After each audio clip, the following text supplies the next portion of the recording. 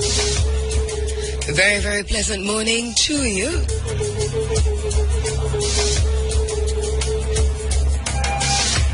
It's Sunday, February 1, 2015.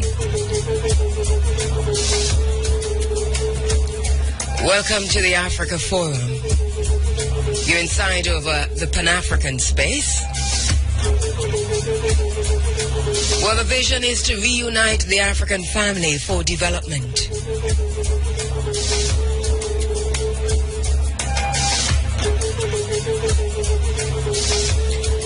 Part of our mission is blazing new paths towards Africa's rendezvous with destiny. We're bearing witness and we're demanding change. We're part of that change that we want to see. We're crafting an agenda, an African-centered agenda for change and development. All the while honoring my moral obligation to remember.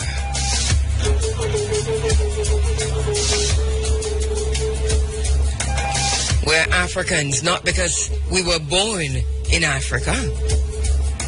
We're Africans because Africa was born in us.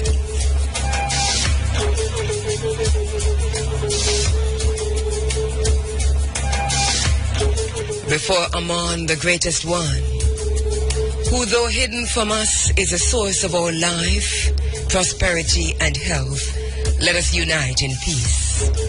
Let us heed the call of our ancestors and let the African spirit unite us as we continue the struggle, confident that we will conquer. A luta continua, a vittoria is certa. The struggle continues, but victory is certain.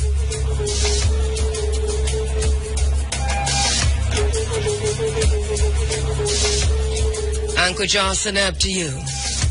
Anku Janseneb. Life, prosperity, health. Good morning. Indaminataru. Tanastelin. Jamba Wote.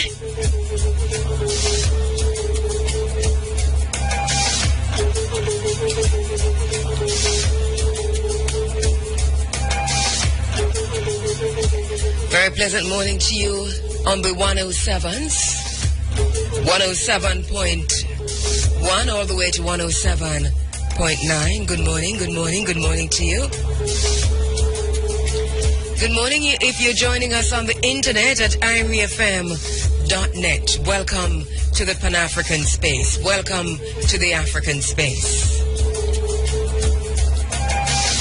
Good morning to you on your BlackBerry and your iPhone apps and your Android apps. Good morning. Good morning to you in Jamaica. Good morning to you in the Caribbean, in Barbados, in Grenada, in Guyana. Good morning to you. Morning to you on the continent of Africa, in West Africa. Good morning. Thank you so much for joining as usual. Good morning to you on the continent of Europe. In the UK, good morning. Thank you so much. Thank you so much for joining as you always do. On the Asian continent, you're welcome. Thank you so much for joining. On iReFM.net, you're welcome to the space. It's a Pan-African space. Good morning to you in South Africa, as usual. Thank you so much for joining.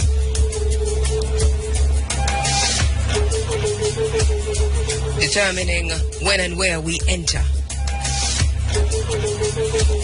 Ensuring that as we enter, the entire race, the whole race, enters with us.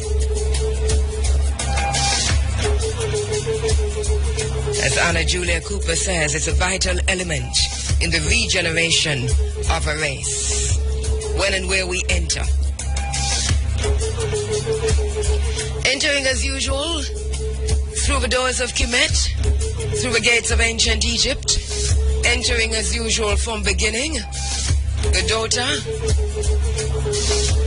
of earth and water, the nursling of a sky, passing through the pores of the oceans and the shores, changing but never dying, entering as usual through the continent of Africa, entering throh Kemet, reclaiming and understanding myself as an African, reclaiming ancient Kemet as my heritage, looking back to go forward, understanding that I am the Sphinx. I am the Great Pyramids. I am the Step Pyramids. Builder and all. Breaking the cycle of mental control.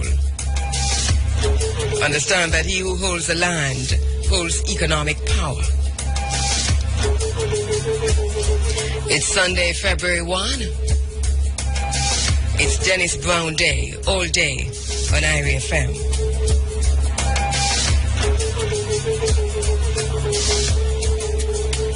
And boy, do we have a program lined up for you this morning and throughout the day. We're celebrating the Crown Prince of Reggae, Dennis Emmanuel Brown. Later on this afternoon, Bob Clark comes live from St. William Grant Park in Kingston from 2 p.m. to 6 p.m. You're invited to join us. Join us in St. William Grant Park. We're heading to St. William Grant Park right after we wrap things up here this morning. Some of the team already heading out. Members of the Dennis Brown Trust gearing up. Lego on the team, Colin Leslie on the team, Junior Lincoln on the team. They're all gearing up to head out right now to St. William Grant Park. It's going to be a celebration of the music, of the life, of the works of Dennis Emmanuel Brown, the Crown Prince of Reggae. So wherever you're coming from the north, from the south, from the west, from the east, we're heading to St. William Grant Park this afternoon.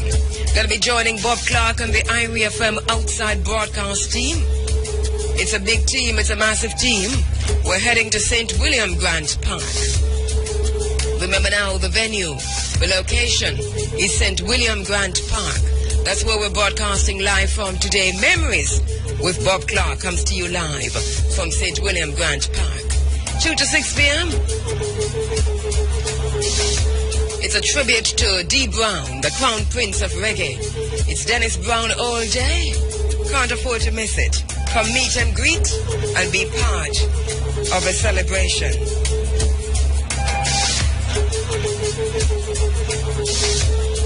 Right here on the Africa Forum, going to be talking about a few things today and also talking about Dennis Brown as we continue to blaze new paths towards Africa's rendezvous with destiny.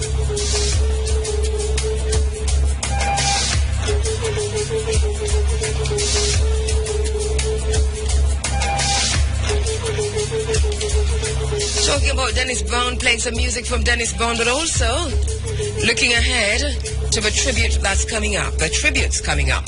Going to be paying some particular attention to Jacob Miller this morning also, as we head out in celebration of Jacob Miller, the music, the man. DJ Chris on the 13th of February will be heading out to Clarendon for a tribute to Jacob Miller. So we're talking about Dennis Brown for the most part. We're looking ahead to Jacob Miller.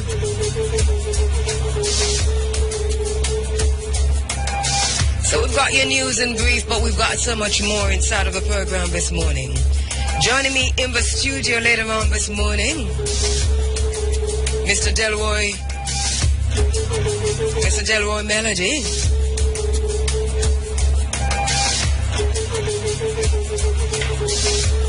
Delroy Melody, of course, will be able to talk to us about Jacob Miller, looking back at the music. On the phone lines, Dennis Ferron Jadi, who's worked with Dennis Brown.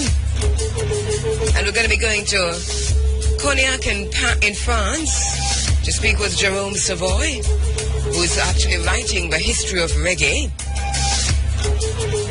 focusing on Jacob Miller, but looking at the history of reggae. Using Inner Circle Delroy melody as the thread.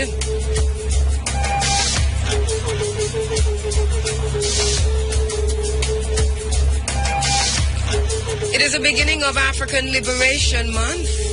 Sunday, February 1, African Liberation Month. So we're talking to you about some of that inside of, we say Black History Month.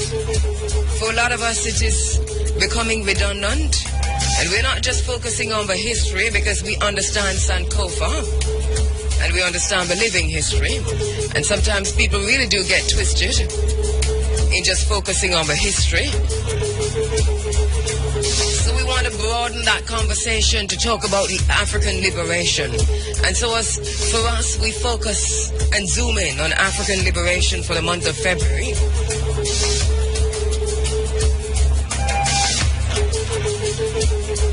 So we're talking about African Liberation Month. Asking ourselves some questions. Sometimes the questions are more important than the answer. And in this African Liberation Month, Member of Parliament Mike Henry piloted a historic bill in Parliament just last week. He'll be joining us, a reparations motion. He'll be joining us on the phone lines. And Bob Clark will be passing through as he heads to St. William Grant Park. My colleague Bob Clark will make a stop right here to talk a little bit about his own personal relationship with the Crown Prince of Reggae, Dennis Brown, and also to tell us about what's coming up 2 to 6 inside of St. William Grant Park. The Supreme Ventures draw, of course, is inside of the program this morning at 8:30. At 8:45, it will be time for your local and international headlines and IRFM Sunday Sports Diary. In the bottom line this morning,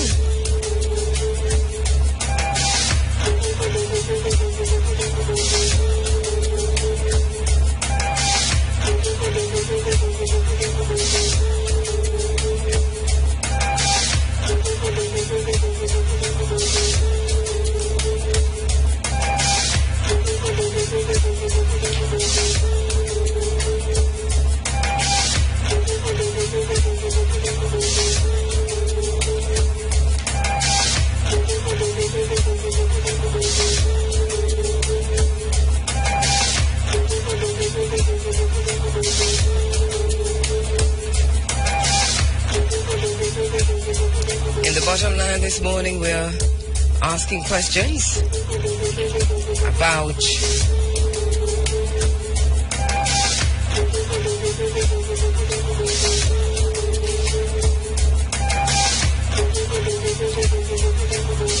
the debate on ganja in the Senate.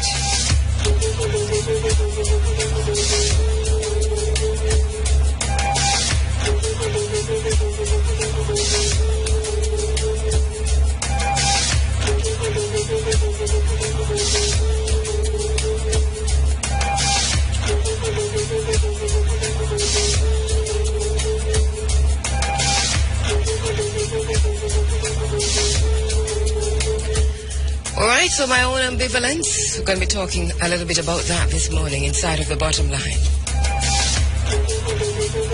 Gonna take a quick break. We'll be right back with much more inside. And then number 13, we're heading to Clarendon for tribute to Jacob Miller. We're in Westmoreland for the entire weekend of the 20th, 2021-22. 21, we're going to be broadcasting live from the Belmont Academy, where Moses Davis, Beanie Man, will be delivering on the 20th the Peter Tosh lecture from the Belmont Academy. And then on the 21st, we're at the Peter Tosh Memorial Gardens, liming, jamming, hanging out, just reviving and refocusing our attention on the liberation struggle and how music and art can play a definitive role in the struggle for liberation. A lucha continua, a vittoria is certa.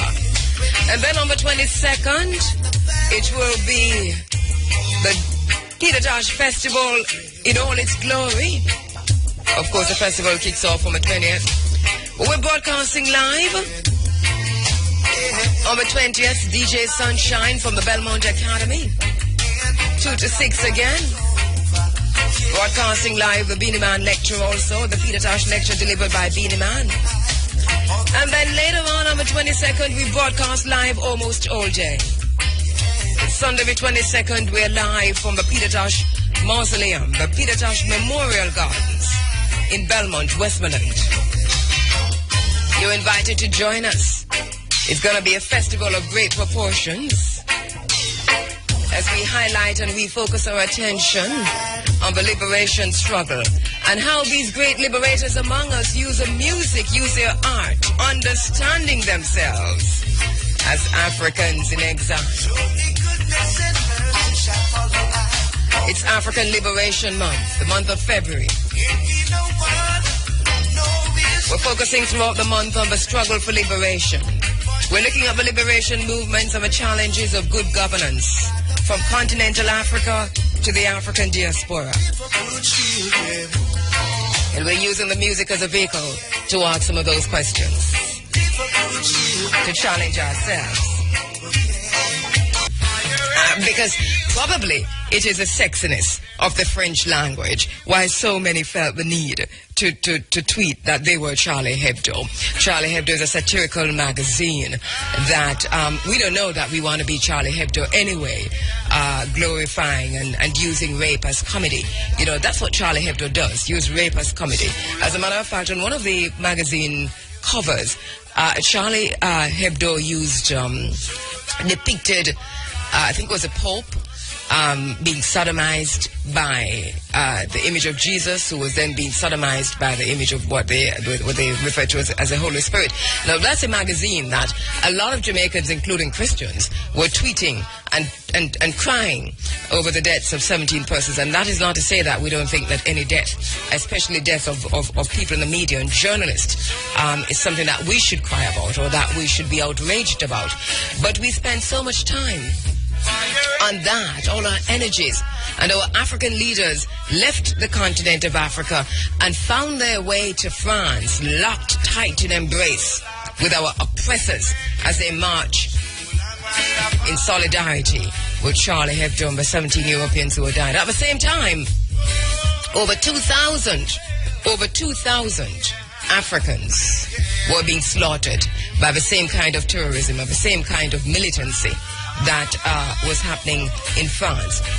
Over 2,000, and bodies still counting, slaughtered by the same kind of militancy and terrorism in Nigeria. And nobody thought of Baga or Nigeria. But it's happening again in Nigeria. Boko Haram has launched fresh attacks in Nigeria.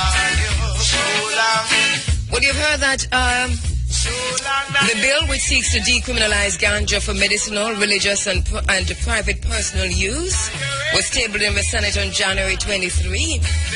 The Dangerous Drugs Amendment Act 2015 was laid on the table by the Minister of Justice, Senator Mark Golding.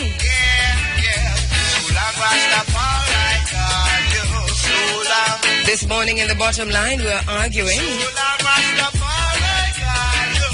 that Rastafari, which is the essence of anti-establishment, Rastafari, which is the essence of anti-establishment, not just in Jamaica but globally, which represents that Rastafari might be in danger if it becomes incorporated into the establishment through the ganja lobby, and that the essence of the movement might be co-opted, and that there are questions to be asked even in our ambivalence. Sometimes ambivalence is taken to mean resistance, but critical thinkers usually are ambivalent at first because until the questions are answered, there's going to be ambivalence. And we've been in this struggle for such a long time. And the enemies have been at the door for such a long time. The contribution of Jadi Dennis Farron to the music. Mr. Dennis Farron, Jadi, greetings, my brother. Welcome to the Africa Forum. Yes, good morning. And good morning to Jamaica. Yes, give thanks. We're very, very happy to have you. Very, very happy to have you on the phone lines with us. We really wanted you in the studio, but we know that we know you're chilling. But thanks so much for joining us on the phone lines. Appreciate that. I talked a little bit about you just now as one of the great piano tuners of all time, but you're more than that. You're much more than that. So tell us a little bit about yourself in terms of how you started in the music industry and some of the work that you have done in the development of contributing to the development of Jamaican music generally. Wow, it is a long story. I know. I started a motor organ. Yes.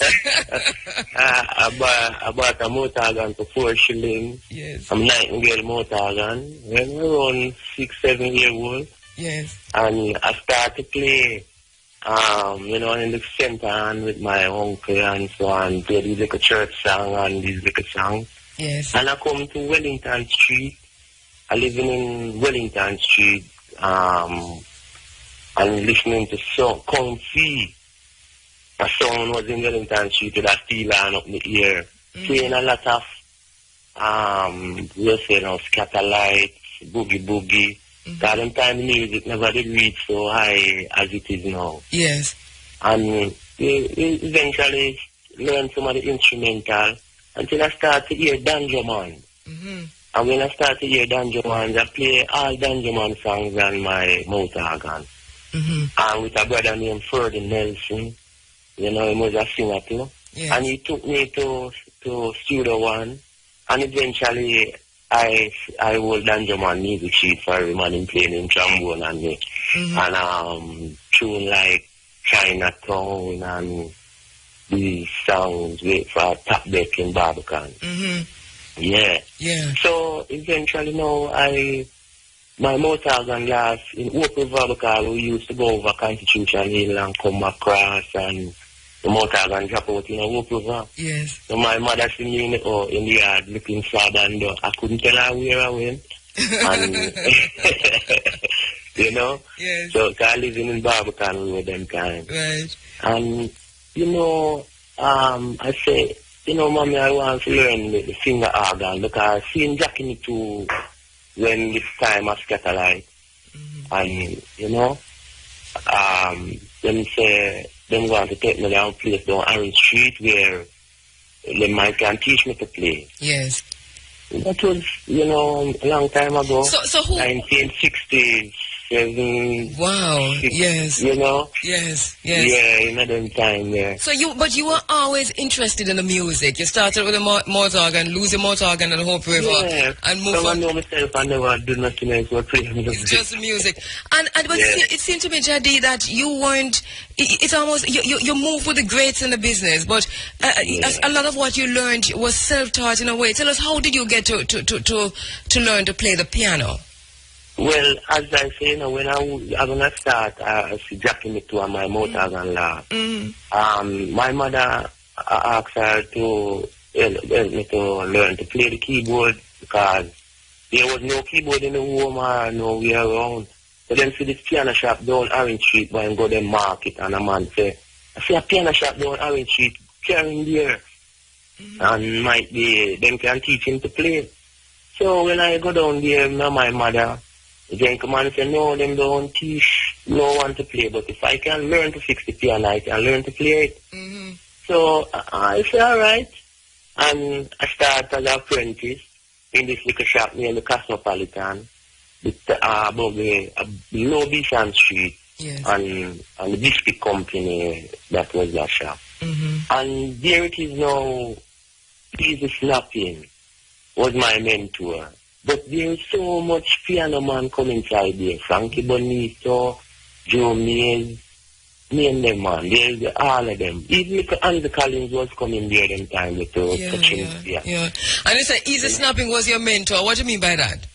Well, he come in with a music, boomba, doomba, doomba, doomba, doomba, you know? Yes, so that I've been a little ska, a little boogie, you know? So I say, wow, this is what I want to do, because I hearing so much jazz and all of them things, and jazz was doing my thing, you know? Yeah. So I started to study Easy Snapping, until eventually even me and Easy Snapping now start to work for GG Record, you know? And we start to work with a lot of people around town before. And then see that I really pick up, because him come into the shop and he said, but you can play, man. Come we go studio. And so we start, you know, so we go to run this studio them time. Them time the channel one and then studio don't billion. You know? And we go to run this and and still and we start to work. And we work along with and snapping until we didn't end up at Coxon Studio, back in Coxon Studio again, back into leave, you know. And not even Coxon couldn't remember me. Yes? You know, because, he couldn't remember me because he see me leave the other, I come back as a Rasta man. And, you know, but also as a pianist. As a pianist. So I come in the studio now and start to tune the pianos them in the studio now too. You know?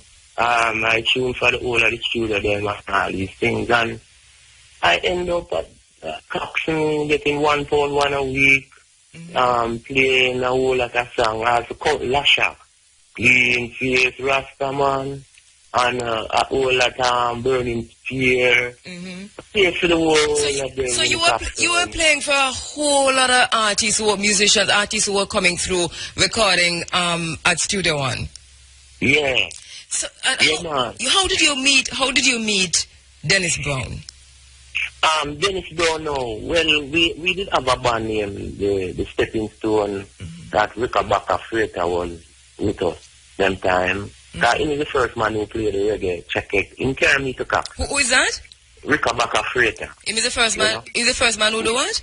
Who played check it as can to them, you know. Check it, you know, that check it. Give me a little remember, so we give me a little more of that, man. Give me a little more of the check it thing. Check it, yeah. Check it is the part that played the reggae. You know,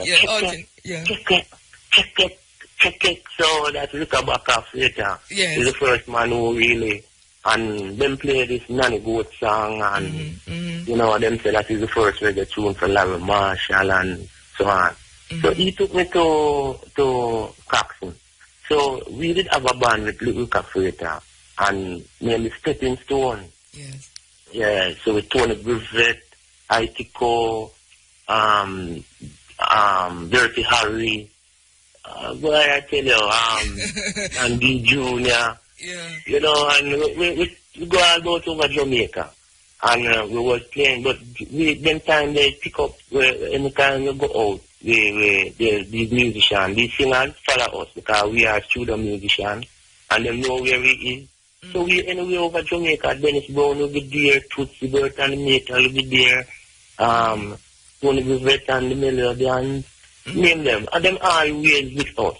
Because we just a studio band and we play around the country, all both. We play in some remote country places. Where we even carry Dennis Brown them at a place in Brownstown. And when Dennis Brown starts saying, no man, he's gonna, people then say, no, you go away on Dennis Brown that. You know? Yeah, because them couldn't believe so well it's him that who sing that song. Oh, you know? When I'm seeing him now for the first time. See the first time, yeah, man. So these singers never leave us.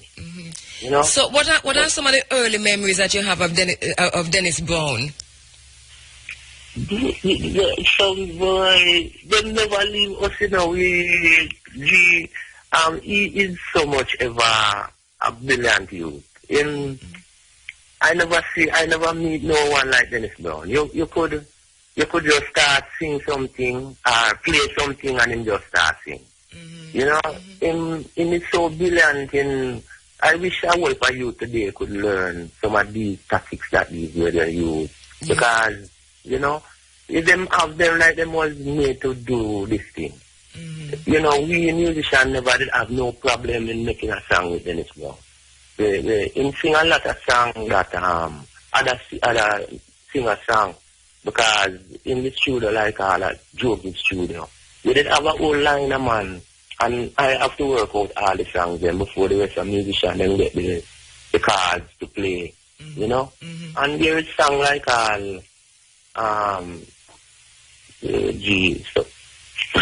some of these songs is so hard to remember. No, we are bringing way back to you now. Why you remember too? Easy, take it easy. Yes. Easy, take it easy. I believe it's one of them songs too. And the Revolution song and Get a Side of Town and all these songs. And I can't remember a few, but I do so much songs for Dennis Brown with Flabber Old, with the Lego Bees project. Yes. I do song with the Record Factory. The last song I do with Dennis Brown at the Record Factory, you know, I was a song named Chana Chana Ja, you know. That is the last song I remember doing for him at the Record Factory before he takes it, you know. But differently, we grew up among us. Him call me the piano tuner, piano man, you know? Because, you know, we just run jokes and I could just go in the studio and just start a little beat and they'll just come in and start singing. And so you were knocking out a lot of songs with Dennis Brown? Yeah, man. I am the man who them sing to first, you know. Before the rest of the musicians, them get the cards, them to play, you know. I have to shape and form the music. Dum, dum, dum, dang, dang, dang, bum, bum, bum, dang, dang, dang. And I play all these songs, start them little beat, and then it's going to start singing, and song just start, everybody start dancing. Yeah, man, hit this, man. And, you know. So some of them songs they never write down then? Man, you just knock it out, man, just sing. No, writing down the one, it just, believe you me, I can't remember even Barry Brown. Barry Brown would say, Brady, you know my song, you know. And I said, no, Barry Brown, I don't know your song, man. Look how long I don't see you. He said, just play something, man. And I said, Barry Brown, just give me a song. And he would say, uh-oh. And I said, Jesus. And I'm gone. Yeah. And I have to go in the studio now with the musician. The man said, Barry Brown, he said, it must go in the A card there. Because I'm find that the first note I'm there. I'm just play around a card and everybody join in and they just and Barry Brown say, yeah man, I don't know you know me tune, man. So they say it was magical. That's on at least Scratch Perry, man. Even these man I learned so much from, because I was them playing a tune, I round them from Iffy Boy days. And me and Carly and family man. And Iffy Boy days I am among them. Yeah, man. So you said Dennis Brown was a disciplined young man in terms of the music, disciplined? Yeah, he was very disciplined in terms of the music, you know? Yeah, so I don't know, that's his gift. His gift was music. Yeah. His gift was music. Because even a singer would come in the studio and sing them song and Errol, a Joe Gibbs would say, well, you know, you can't manage that song there. And it's Dennis Brown sing the song, you know, when you hear him say, because Dennis Brown was a singer.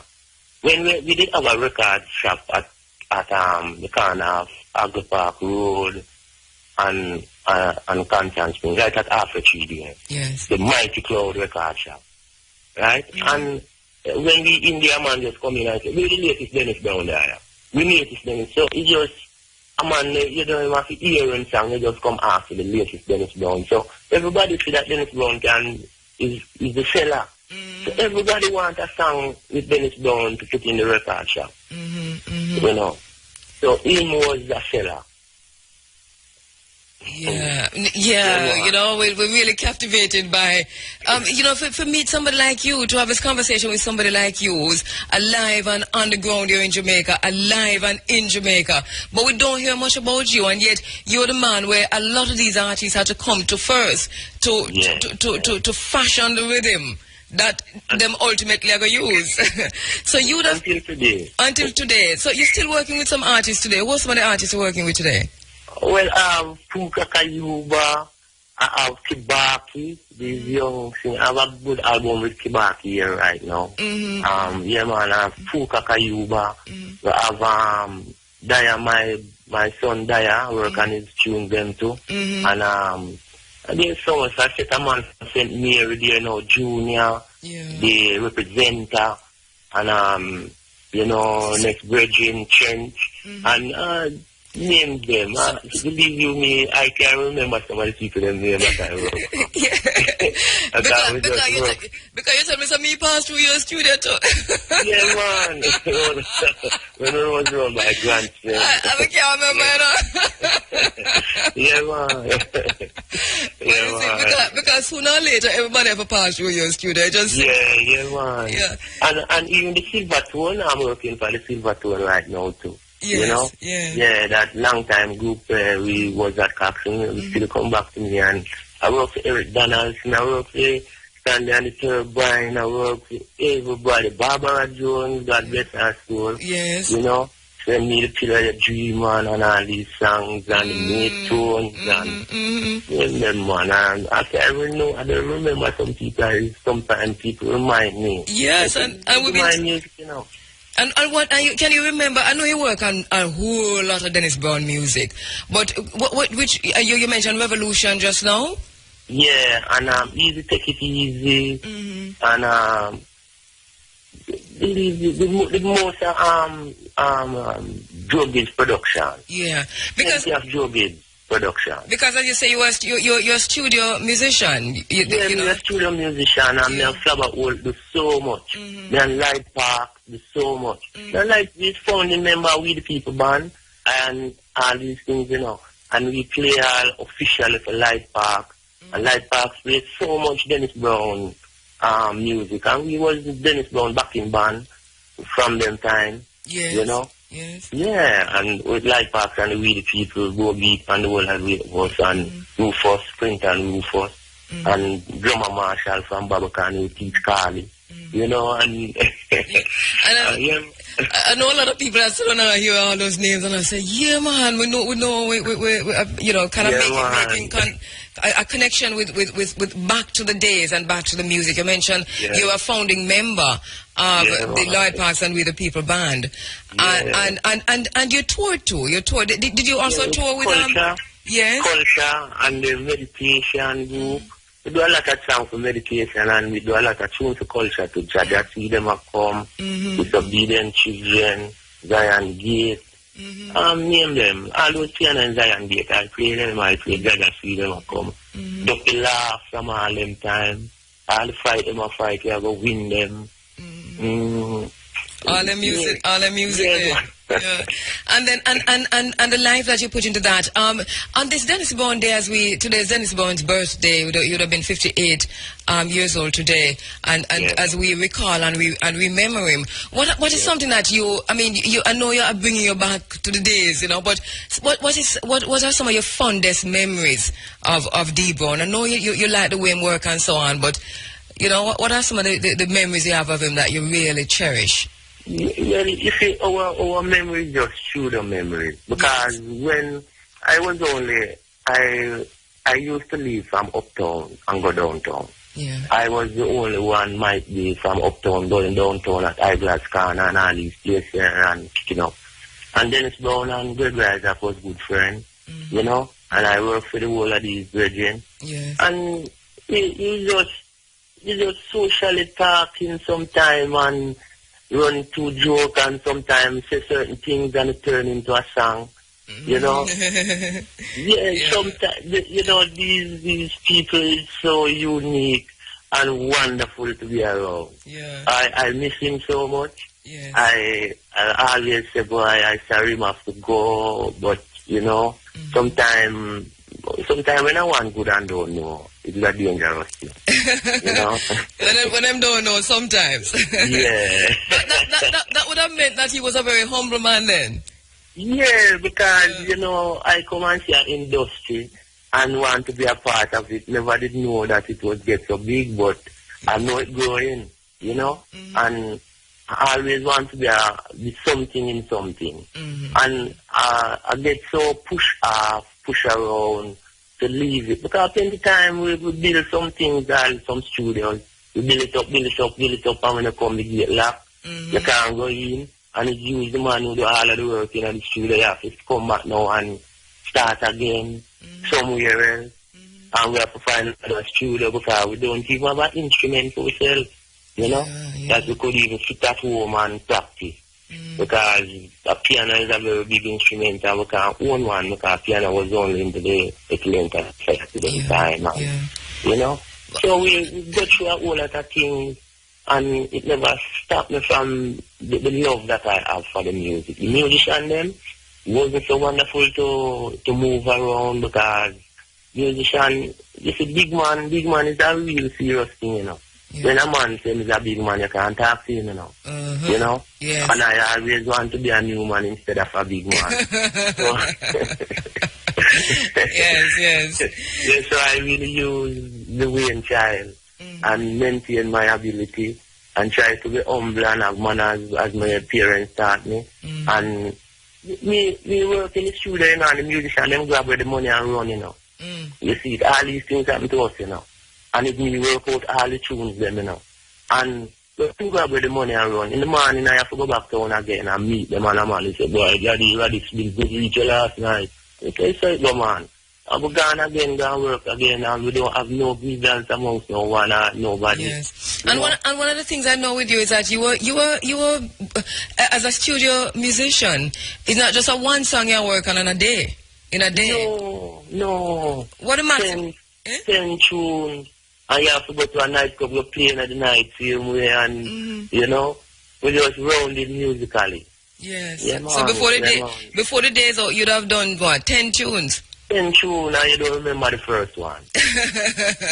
Yeah, man, because when we do things, we try not to remember it because we want to maintain our original stand when we're doing up the next thing. Yes. So I kind of use a different method, a photogenic type of activity with what I'm doing, you know, just, you know, snap a man as he is and then the next song again, and I don't remember the first one because I don't study the words, I study the nature of the song. Sometimes I want to find out how we make it, and then I can move from that angle to the angle of making a rhythm sheet for the tune. So all these things is a science that you have to develop. So, and I learned from Dangerman and Jackie Me too, and same easy snapping. Yes. And a whole lot of good musicians who pass away. You know, we get a little thing from them and see how the thing go, and you know. So somebody like a Dennis Brown would trust you then, trust you in terms of like give you a note like some other persons who you mentioned just now, but trust you to fashion the music for his song. Yeah, man.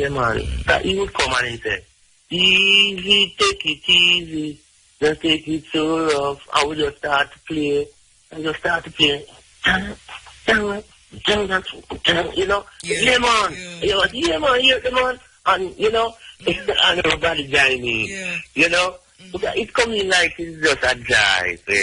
This thing comes so miraculous, you know, we don't know where it's coming from, but we just, this beat is in us, and I really don't, I never try to practice jazz and these things. It's just Jamaican reggae music, you know.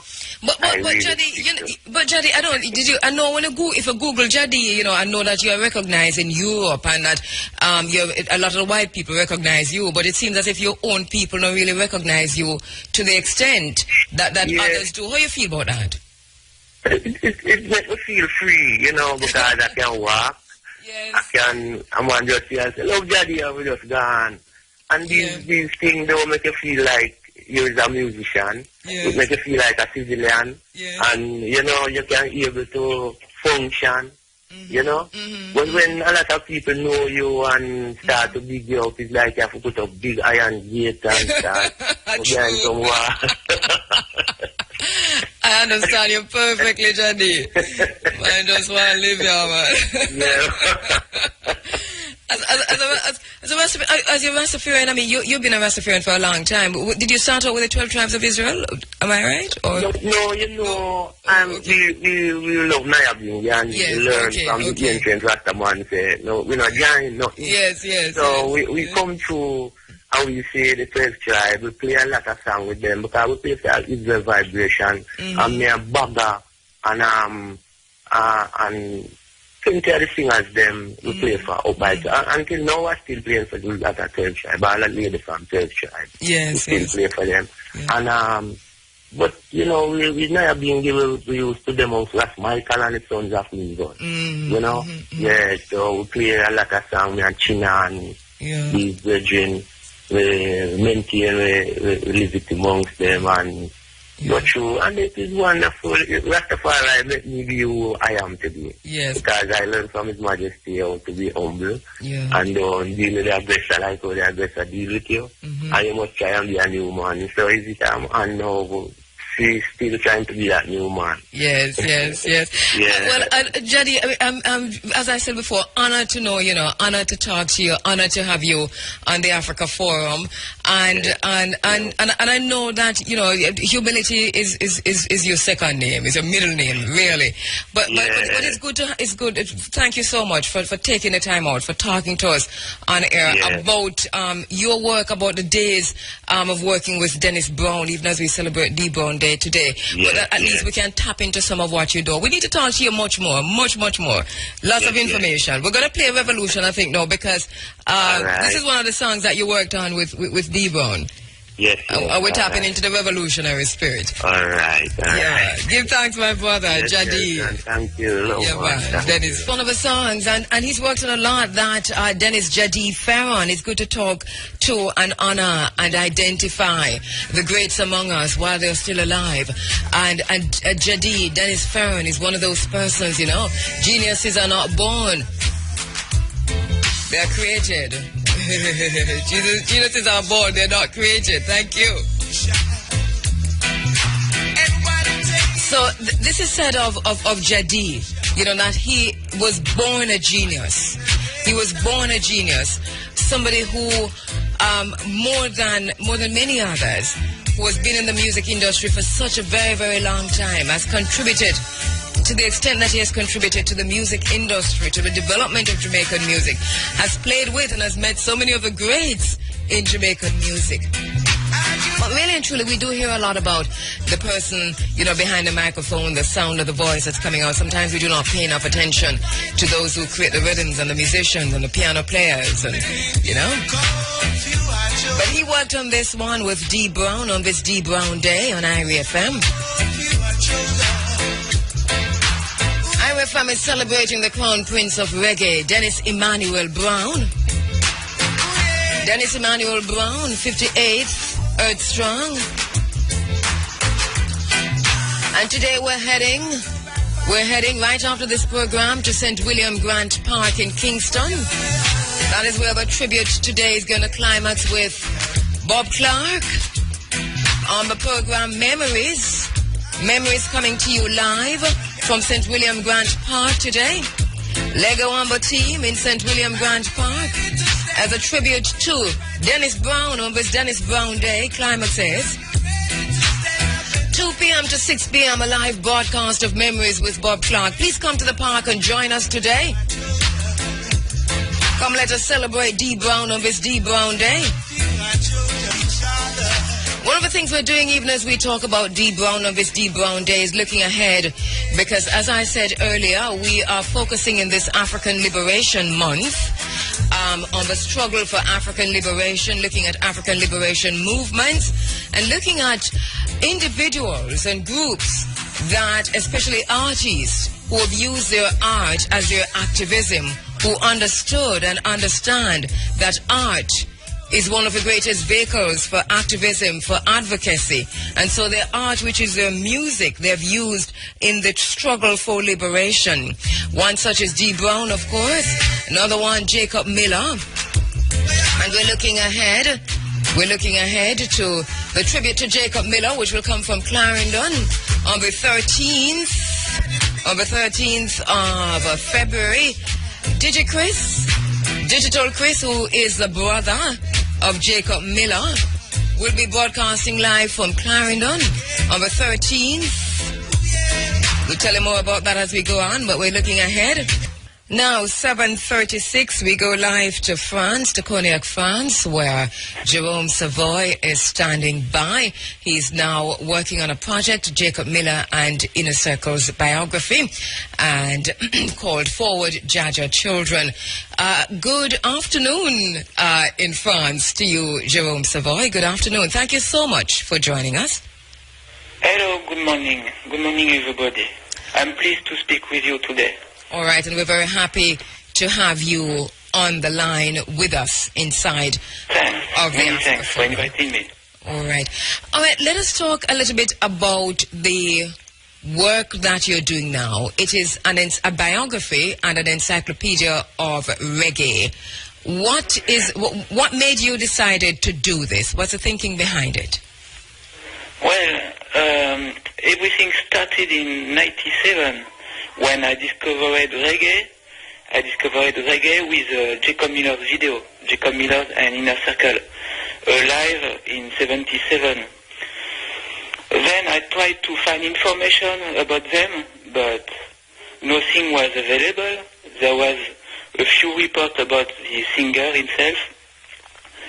So I decided to start the writing of my own biography, own Jacob Miller's biography, because I felt it was an injustice.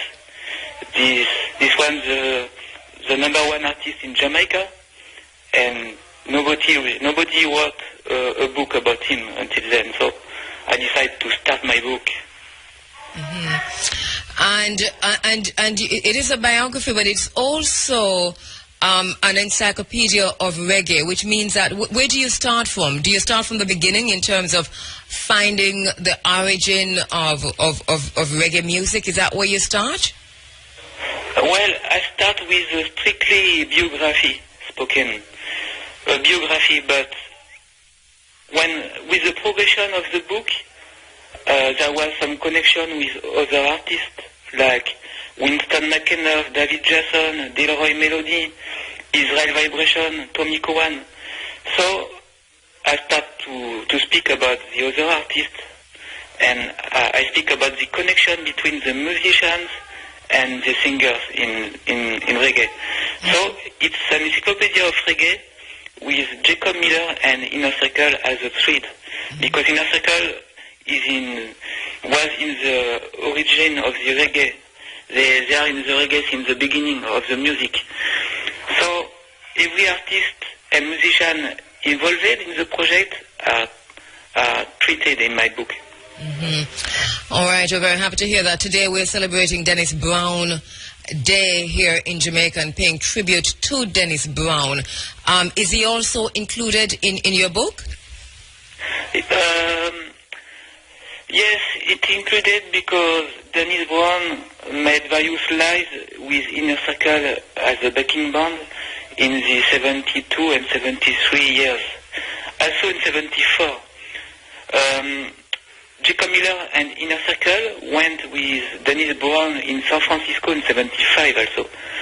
And this is when Inner Circle decided to make his own music, because they saw the public singing Dennis Brown songs, and they were tired to be a backing band. So they decided to write their own music with Jacob Miller as lead vocalist. Mm-hmm. So Dennis Brown, in a way, was a catalyst in what Inner Circle finally decided to do. That's interesting. Yeah, Jacob Miller starts in the same time as Dennis Brown, and in 73, Jacob did another song for Coxon. Coxon recorded Jacob Miller's cover of Dennis Brown Westbound Train. Jacob was tired to be compared with Dennis Brown. So everybody at this time was singing like Dennis Brown.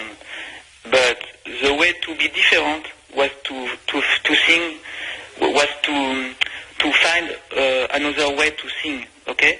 So Jacob did a new way to sing with the slurs, you know? The that thing. Yes. Michael Rose, for example, Don Carlos find another way to sing also with an oriental way of singing, okay? Because they try to be different, they try to sound different than Dennis Brown in this way. Dennis Brown was the number one. All right. As we pay tribute today to Dennis Brown, we're looking ahead to our tribute on the 13th to Jacob Miller. Can you share some of your findings on Jacob Miller with us, please? As you said, there's hardly, well, I don't know if there's a book yet. You might be writing one of the first ones out there on Jacob Miller. And I know that your research has been intense. Can you share some of the highlights of what you found ahead of the publication of your book? Well, it must be published first in France this year, but I try to find a way to publish it in English, but the English translation is a cost. So I hope this book will be published in English, and I want to give some copies to my friends, you know, Delroy Melody, Smokey Star, Winston McAnuff, and Roger and Ian Lewis from Inner Circle and Tutor from Inner Circle. They give me a big help. Okay, I want to give them a copy in English as a thanks. Okay. Oh, that's brilliant. We're looking forward to that. And so what about Jacob Miller in terms of the research that you have done so far that stands out for you? Anything new, any information that you found that you want to share with us? Yes, surely I want to share everything because I want to give thanks to the Jamaican culture and the Jamaican music. Jamaican music is very present here in Europe and everywhere in the world. So from Europa I want to give a little help for the protection of Jamaican culture and history. And Jacob Miller is a very important people from the Jamaican story. I made research during more than 10 years. It's difficult because I have very few information, but I try to make a good job. So there is a lot of new information in it. All right. Such as? Sorry? You've just said that there's a lot of new information in the book that's scheduled to come out. Yes, about the way Jacob starts the musical career with the Schoolboys and Delroy Melody. Then, before to entering Inner Circle, Jacob was involved with various live bands in Red Hills Road, you know, in the clubs.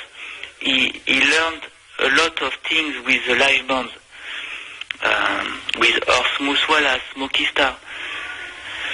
He loved to play with everybody he could connect with, in crowd, with Sly and Robbie. So every artist and musician knew Jacob Miller in this time and tried to tell the story of this glorious time of the live band in Jamaica. All right. Then yes, go ahead. I speak about Talent Corporation, about Tommy Cowan, who did a good job with a lot of artists. Inner Circle and Jacob Miller were there with Tommy Cowan. You've also in terms of the resource persons that you've been talking to in trying to unearth as much information as possible about Jacob Miller, you've also gone back to his birth, his home, the place where he was born, and we've been saying Mandeville, Manchester, but you're saying no, it wasn't Manchester. That you, in your research, you found that it's actually Clarendon. I think he's born in Mandeville, but his early years were spent in a little town in Frankfield. 40 kilometers from Mount Level. He was living with his grandparents. After that, he came in Kingston, in Rousseau Road, with his mother. His mother were working on the Jolly Joseph bus in Kingston. She was a conductress. It's hard to find information about Jacob Miller. You've also found his members of his family. Who are some of the members of the family that you've spoken to? I speak quickly about his grandparents, but his mother, he was living with his mother in Rousseau Road. There was also some families, but I speak about his baby mother also. Jacob had 2 children, and I tried to find who were the baby mother. I want to give some humanity on my biography because it was too technical, about music, but I felt I was missing some information about how he was living with who, okay? Yes. So it's the difficult part of the job is to find information about Jacob Miller's life, the real life, behind the scene. Okay? It's not easy. All right. Some people don't want to speak. Some people don't want to speak. Yes, that's quite true. You are right about that. All right. So we're looking forward to the publication of the book. The release date is scheduled for this year, actually. And I know it's going to be in French. We hope that we can also get a translation. And I know that I know one of the good things about the research that you're doing, that you're speaking directly to people who knew Jacob Miller, his family members, people who were there.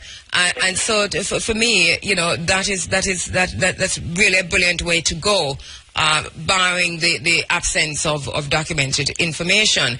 So congratulations to you, Jerome Savoy. Thank you so much for joining us on this Dennis Brown Day to talk about that relationship between Dennis and Jacob Miller, but also as we look forward and look ahead to our own tribute to Jacob Miller coming up. Thank you so much. We'll be there. Yes.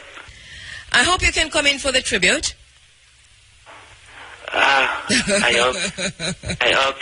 I would like. Yes, I think. There's many people I got to see in Jamaica. I got to visit Tommy Cowan first. Yes. Leroy Melody. Daisy Roots.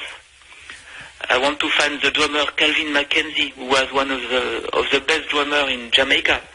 I want to speak with these people. All right. Well, I'm sure that they're hearing you. I want to see Jadi too. Dennis Ferron. I have some questions for him. All right. So I just spoke with Jadi, and I'm sure he's hearing you also, and we know that we can put you two in contact. Thank you so much, Jerome. Many thanks. All right. Okay. So that's Jerome Savoy, who is talking to us live there from Cognac, France. And he is an entrepreneur with My Spirit Factory, but he's also an author, and he's now writing Jacob Miller and Inner Circle's biography, Forward Jaja Children. It's a biography, but he's also an encyclopedia of reggae, and he's using Jacob Miller and Inner Circle as a thread in that. The release date, as we said before, is scheduled for 2015. On this Dennis Brown Day, the Crown Prince of Reggae, Dennis Emmanuel Brown, celebrating today. Now, 10 minutes going up to 8 o'clock. It's Dennis Brown Day all day. February is African Liberation Month.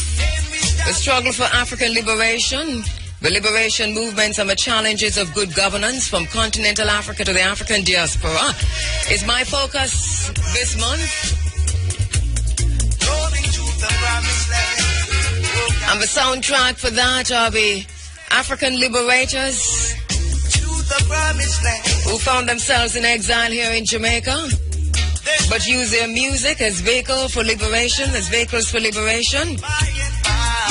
D. Brown, of course, is one such. And so some of the questions we're asking, why haven't the liberation movements in Africa and outside of Africa transformed seamlessly into national governments? Why, for example, are the freedoms for which great African liberators, such as Chief Tachi, Chief Taki, Sam Sharp, Amilcar Cabral, Sekou Toure, Jomo Kenyatta, Patrice Lumumba, Molumu Marcus Mosiah Garvey, and many others, Malcolm X, Winnie Mandela, Nelson Mandela. Why is it that the freedoms for which they fought and won in many cases seem to be thwarted in the process of governance? These are some of the questions that we're going to have to answer, even as we continue the struggle for full liberation. Our liberation movements hijacked by governments and private sector and the black boule. As a matter of fact, what is the role of the black boule? This is a question that we need to ask ourselves.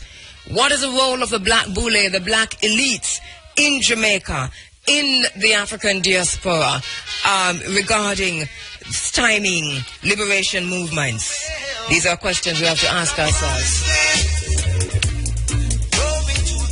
What about ongoing liberation struggles, our own liberation struggles, even as we talk about going to the promised land? Are these being hijacked and infiltrated by other black-skinned people? Not all black-skinned people are Africans, and it's simple. Working on behalf of the oppressor and the oppressive system. It's Black Liberation Month 2015. The challenge is to meet ourselves on the liberation path. Meet ourselves on the road to liberation. And to take a good look at ourselves as we are, and then to get out of our own way. Too many of us are too easily bought. It's African Liberation Month. It's Dennis Brown Day. The Crown Prince of Reggae, D. Brown. Today we go to St. William Grant Park in Kingston. We're asking you to join us there. Meet us in St. William Grant Park as we celebrate the music of this great liberator. One of those of a liberation struggle, using his music. And you know, we use what we have. Look in your hand. Look in your hand. What do you have? Is it your voice? Is it the music? Get in the liberation struggle and the struggle for freedom. What do you have? D. Brown did it. Bob Marley did it. Peter Tosh did it.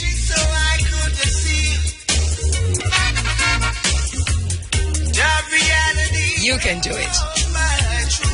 Meet us in St. William Grant Park today on this Dennis Emmanuel Brown Day, celebrating the Crown Prince of Reggae. Bob Clark will be coming to you live from 2 p.m. to 6 p.m. Memories. And it's going to be memories of D. Brown. The promised land. Oh, the promised land. And of course, it's not just about the celebration. It's also asking ourselves, then how?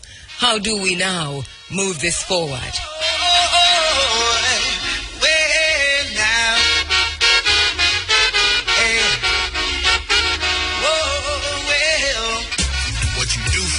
Depends on what you think of yourself, and what you think of yourself depends on what you know of yourself, and what you know of yourself depends on what you have been told. All right, today is Dennis Brown Day, all day today, celebrating the Crown Prince of Reggae. And standing by now to speak with Delroy Melody and the team. We're also looking ahead, looking to the other tributes that we'll be paying inside of the IWFM generally, and of course here in Jamaica instead of the African Liberation Month. And those include a tribute to Jacob Miller, which will happen on the 13th of February, and this will happen from Clarendon. Right, yes, I think Clarendon. And then on the 8th of February, I think on the 8th of February, that's before the 13th, of course, which is next week, Sunday, we're broadcasting live from 9 Miles. We return to the spiritual home of Robert Nesta Marley, Bob Marley, to broadcast live from 9 Miles. That's next week, Sunday. We invite you to join us in 9 Miles, Sunday, February 8th, as we celebrate Robert Nesta Marley. And then on the weekend of the 20th, 2021-22, we're going to be in Westmoreland, Belmont, for the Peter Tosh Festival. The Peter Tosh, of course, festival kicks off on the 20th at Belmont Academy. On the 21st, we are at the Peter Tosh Mausoleum, the Peter Tosh Memorial Gardens. On the 22nd, of course, we're broadcasting live all day. We start with Running Africa in the Africa Forum, and we go through for most of a day for the Peter Tosh Festival. All roads lead to Westmoreland. African Liberation Month. There was but one country, and that's the concept applied.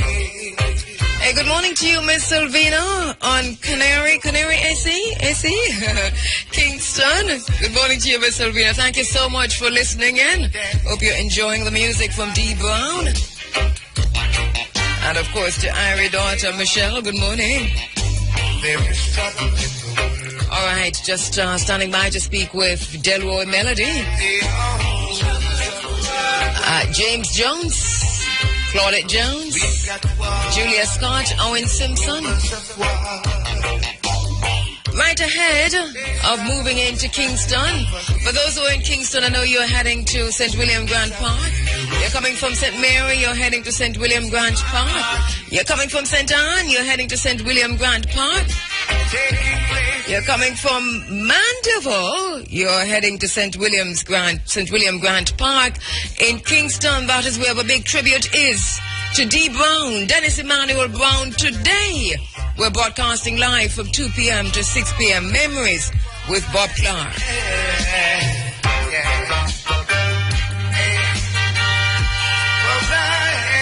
Boy, what a music, sweet. No, honestly, it's sweet. Honestly, we love it. We just arrived at it, but a bubble potty chicken. Really nice. Honestly, we're not even listening to the lyrics of this one, D. Brown. We apologize. It's just the rhythm that we're right. Seriously. Like a lizard on a lid. Seriously.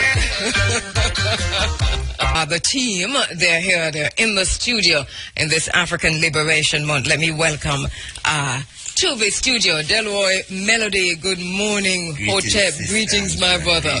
Greetings. And greetings, Jamaica. Greetings, world. It's a long time I should be here. Yes, that is quite true. Really? And we're not just talking about this morning. We're talking long time. Long time. Big up Dennis Ferron and Jerome, you know. Sorry I couldn't be here in time so all three of us could be there together. Yeah, man. But you're here, you know. It is how it is supposed to be. Exactly. Because that's how we deal with it. Claudette, good morning. Claudette, no microphone? All right, Claudette Jones. And James?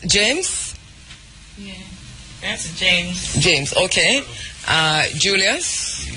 Yes. Morning, my brother. All right, and Owen Simpson. Lyrics King. Lyrics King. Who's the Lyrics King? Oh, you. All right. Delroy, I want to start with you because, you know, we've been talking, and lots of work. Yeah, turn off your phone, Delroy.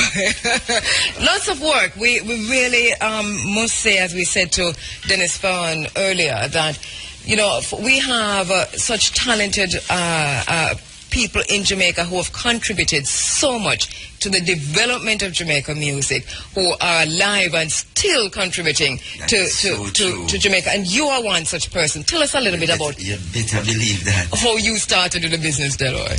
Wow. We don't have much time. I hear Jerome was telling you about his book. Trust me, more about 5 years to write a book. Trust me. Yes. I started in the business. Well, first...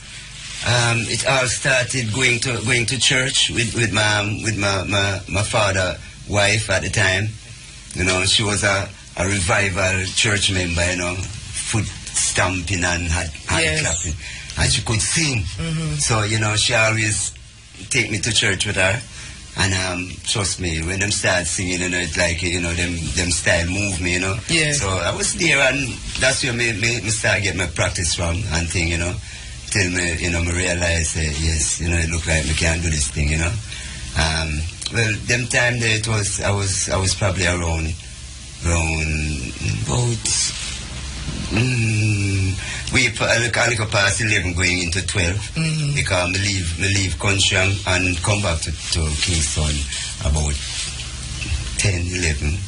So, you know, just as me come in now into Kingston now and start move up and down with my stepmother. And we used to live in a little village named Retreat Drive. You know, that's off Constant Spring Road. Yes. And there was these two brethren now who different from my stepmother now. They were the ones now who me go amongst now. And you know, I want to listen to them again now. Them finish rise me different from my stepmother. And one such person was Carlton Smith, the lead singer for the Tamblins. Yeah, trust me, them guys that grew me like a bigger brother. You know, so it all started from there. And you know, then Sam Cooke was my favorite singer. So I started to sing a little Sam Cooke song. You know, I learned it off a record. Which one? I heard them say love is such a wonderful thing, something you couldn't hide on a shelf. This is Reggae Radio. But to me, you know, brilliant. Yeah, yes, man. when a boy fall in love love, it. you know? Yeah. Yeah. So that was the first time we tried to sing. Yeah, man. Yes. All right. So you were always drawn to the music. You're saying Yes. from a child, Yes, you know, yes. coming from a Pentecostal kind of background. Yes. Music was your thing. Yes. Somewhere along the line, you met some greats. Yes. And grew up even before they became greats. Long before. Yes. Long. When I say long before, maybe about 5 or 6 years before. Yes. Yes. Because at the time I was that time when I just come back to Kingston. I was attending a school named St. Peter's Claver on Russell Road. Yes. But them school couldn't hold me. So I leave from there, I go Russell. Russell school still couldn't hold me. I went to Melrose now. And I was at Melrose till, you know, anything near music, I could have started in Pandem and knock me dead. Yeah. You know, so me push up myself and show up my talent in the school and thing. And them hear them say, well, you can't sing, man. So them put me on the school choir. That's Melrose School on Little Q Road. Yes, I saw from Linders Road there. Yeah. So they put me on the school choir. And there and, you know, doing my thing and, you know, listening to other, you know, girls and guys singing and thing. And right there, both Jacob and Lawrence Ware. Now, Lawrence Ware is the brother of Norris Ware, who used to lead sing the Jamaicans group. Right. I'm learning as I go along. Yeah, yes. Yeah, they sing song like Ba Ba Boom Boom, a Boom Boom Festival. Yeah. I will come back to that. Tommy Cohen is one of the main man in our schooling. Right, the schoolboys, Jacob Miller, myself, and Lawrence Ware. Right, it was three of us. So you were called the schoolboys. The schoolboys by Bonnie Lee. By Bonnie Lee. Yes. When we formed this group, we called the group the Young Lads. Yeah, the Young Lads. Because you know they were a group like the gay lads, you know. No, they wouldn't want to hear me call them name, you know. Right, yeah, times change. So this group that you found yourself in, but you must have been pretty young, all of you.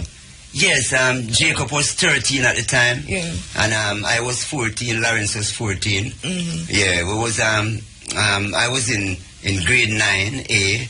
Jacob was in grade 9B, and Lawrence, both I and Lawrence was in the same class, and Jacob, Miss Morrison, and Jacob was in Miss Allison class, so 13, 14. So, and which parish was this? This was in Kingston. Kingston. Yeah, Melrose. It's Melrose Primary at the time. Yes. Yeah. So, anyway, there was another guy there in school. Now he was a big singer at the time. Yeah, he was one of them too who helped lift us up to, you know, as a school youth, you know. Yeah, his name is Ian Rock. Yeah, he was a 12 tribe. Him and Liquoroy did some songs too. But while attending school, he had a song. Him and Leroy Sibbles had a song. When you squeeze me, girl, squeeze me with all of your might, oh yes. Never let me down, girl. You will wear my crown, so you know that. So he was a big singer. Cause this song was a big song. Yes. Yeah, and you know, encourage us and thing. And then we had help, as I was saying, from the Jamaicans, and there was Junior Biles with a group named the Versatiles, and there was the Cables. At the time, the Cables, they had one record that both sides went #1. Baby, baby, why, oh why did you leave? That and the other side was, what kind of world am I living? Yeah. So those guys, they were our good friends, especially Jacob. Yeah, especially Jacob. So Jacob. as the school boys. Yeah. The young lads. You were the young lads. Yeah. So and then you change your name. Yeah. Okay. All right. One Sunday, when these virgin feel we had come to perfection as a group, Junior Biles, he took us, because it used to be a Sunday that Bunny Lee used to have audition done by Greenwich Farm. He took us to Greenwich Farm there, and with our little acoustic box guitar, and he took us to the audition. Slim Smith, he was the one that auditioned us. Yeah, play the piano, you know, them piano like what Jaddy was talking about, right, them pedal piano, you know. So when him hear our sound, you know, and think him say, wow, you know, you guys in the sound good, man. And him say, is it a brown man there? Go check him. That was who? Bunny Lee. Yeah, him say, go check him and make him hear your sound, you know, cause him audition, and then when him think your sound, yeah, they go further. Like, you know, Bunny Lee is the next man. Yeah. So when we go to Bunny Lee and look on and him say, you know, sing, oh, tell me, yes, tell me, what more can I do? My friends, they say that I'm a fool to be in love with a girl like you. That's the first song Jacob Miller ever record. Tell anybody, say me, tell her that. Oh, tell me, and love is a message. The song was Guilty of Love, but originally Love is a Message, but when Bunny Lee when they record the song, they just put Guilty of Love. Okay. It's like the song had, you could use either name, right? But anyway, when he listened to us and said, I love all the sound, you know, what your name? I would say, the Young Lads. Him said, young lads, too much group out in him lads, man. Yeah, mad lads, gay lads, and you know, some. Him say, you look like you're going to school. Some say, yeah, you know, we're still going to school. Him say, they're not school boys, man. So the group becomes school boys. Right, so that's how we get the name, you know. So that was a Sunday, and the Thursday we did our first recording at Treasure Isle Recording Studio. Which one was that? That's the same. Love is a Message and Oh Tell Me. Only those two songs, you know, that we know about that came on the road, that came to the public. From the schoolboys. From schoolboys that I know about. You know. But you recorded more. Yeah, we did probably about 3 more songs for Coxon. But until now we never hear about them songs. Love is a Message? No. The other one that you recorded, right? No, Love is a Message and Oh Tell Me. Yes. Love is a Message. That one go like, love is a message that I'm gonna send to you, girl. Waiting for reply here, no matter how long it takes. Well, and you know, Jacob is the lead singer. Yes, right? yes, we know that. Well, when this was the song to, you know, that break Jamaica, that break Jacob out there to Jamaica. I understand. I wasn't there, but I understand that Nanny Goat, yes, Jacob Miller would have been his first song. Yeah, the song Nanny Goat. But I understand when he recorded that song, like Coxon was contemplating about his voice. It was kind of fine, you know, sound girlish. So the song was wicked. So I understand him call Larry Marshall. Maybe only Larry could have tell you that. Yeah, so, but you understand that Jacob had actually recorded it himself. Right. I think he wrote the song too. You know. Yeah, because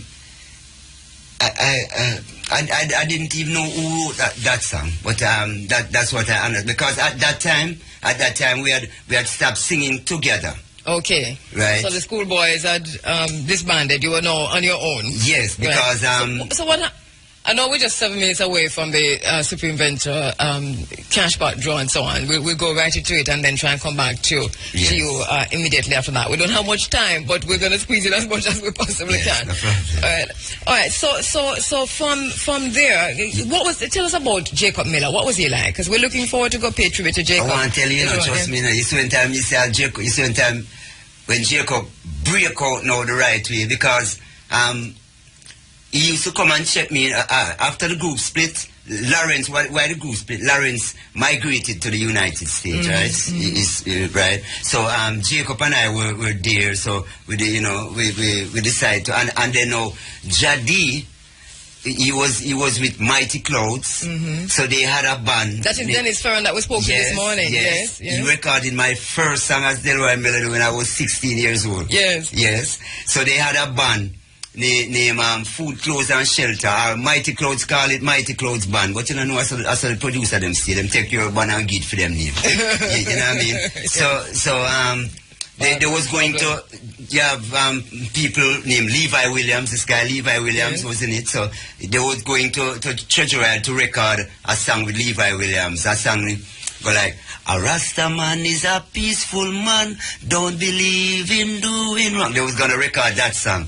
And like Jadi and Levi Williams said to me, Delroy, we not left today, you know. You come a studio with you know. You come record today. And they take me with them. So it wasn't planned. You know, so they take me with them. And this is where I recorded my first song now I want to tell you, it wasn't even Delroy Melody, you know, Delroy Jones. Yes. But then after the first pressing of the record and thing, and me tell them I want to change the name to Delroy Melody, you know.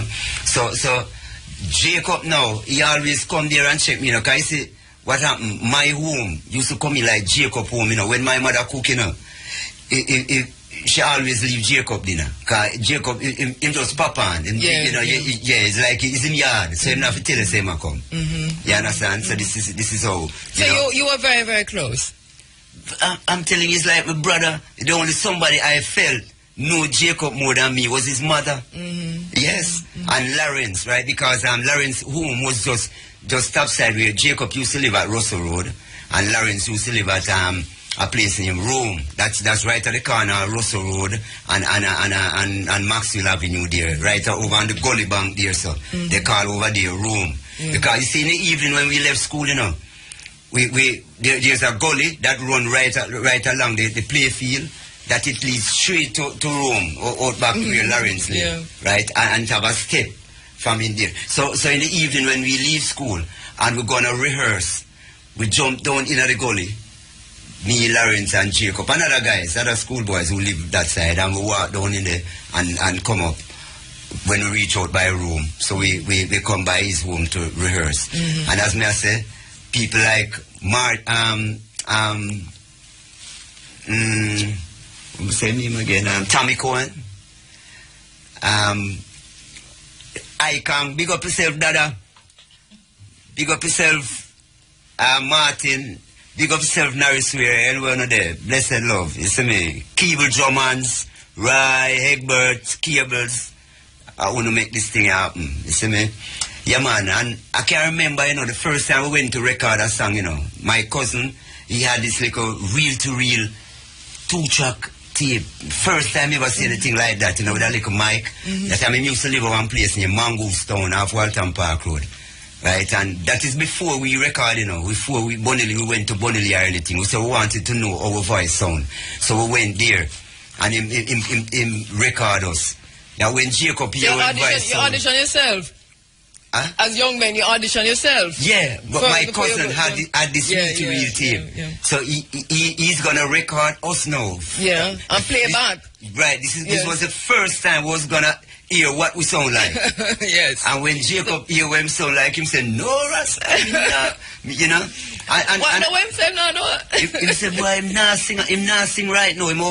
train him voice, make it sound till it sound like a man, you know. Okay. But look here now, Jacob was such a humble youth. Look, in a school, everybody loved Jacob. Him playful, very, very playful. You know what I mean?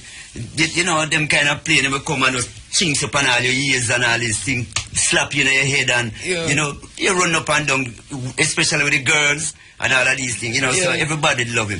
So you see when Jacob becomes this massive artist out to take over the world and ras up and it's like a difference to everyone because I tell you, Jacob grow like a humble little youth, you know what I mean? I mean, no grow like him, grow humble. It's just him alone I know his mother did have. His mother was a conductress until she learned to drive. So she was driving. And as I say, Jacob was more with both with me and Lawrence Weir more than his home at Russell Road there, you know.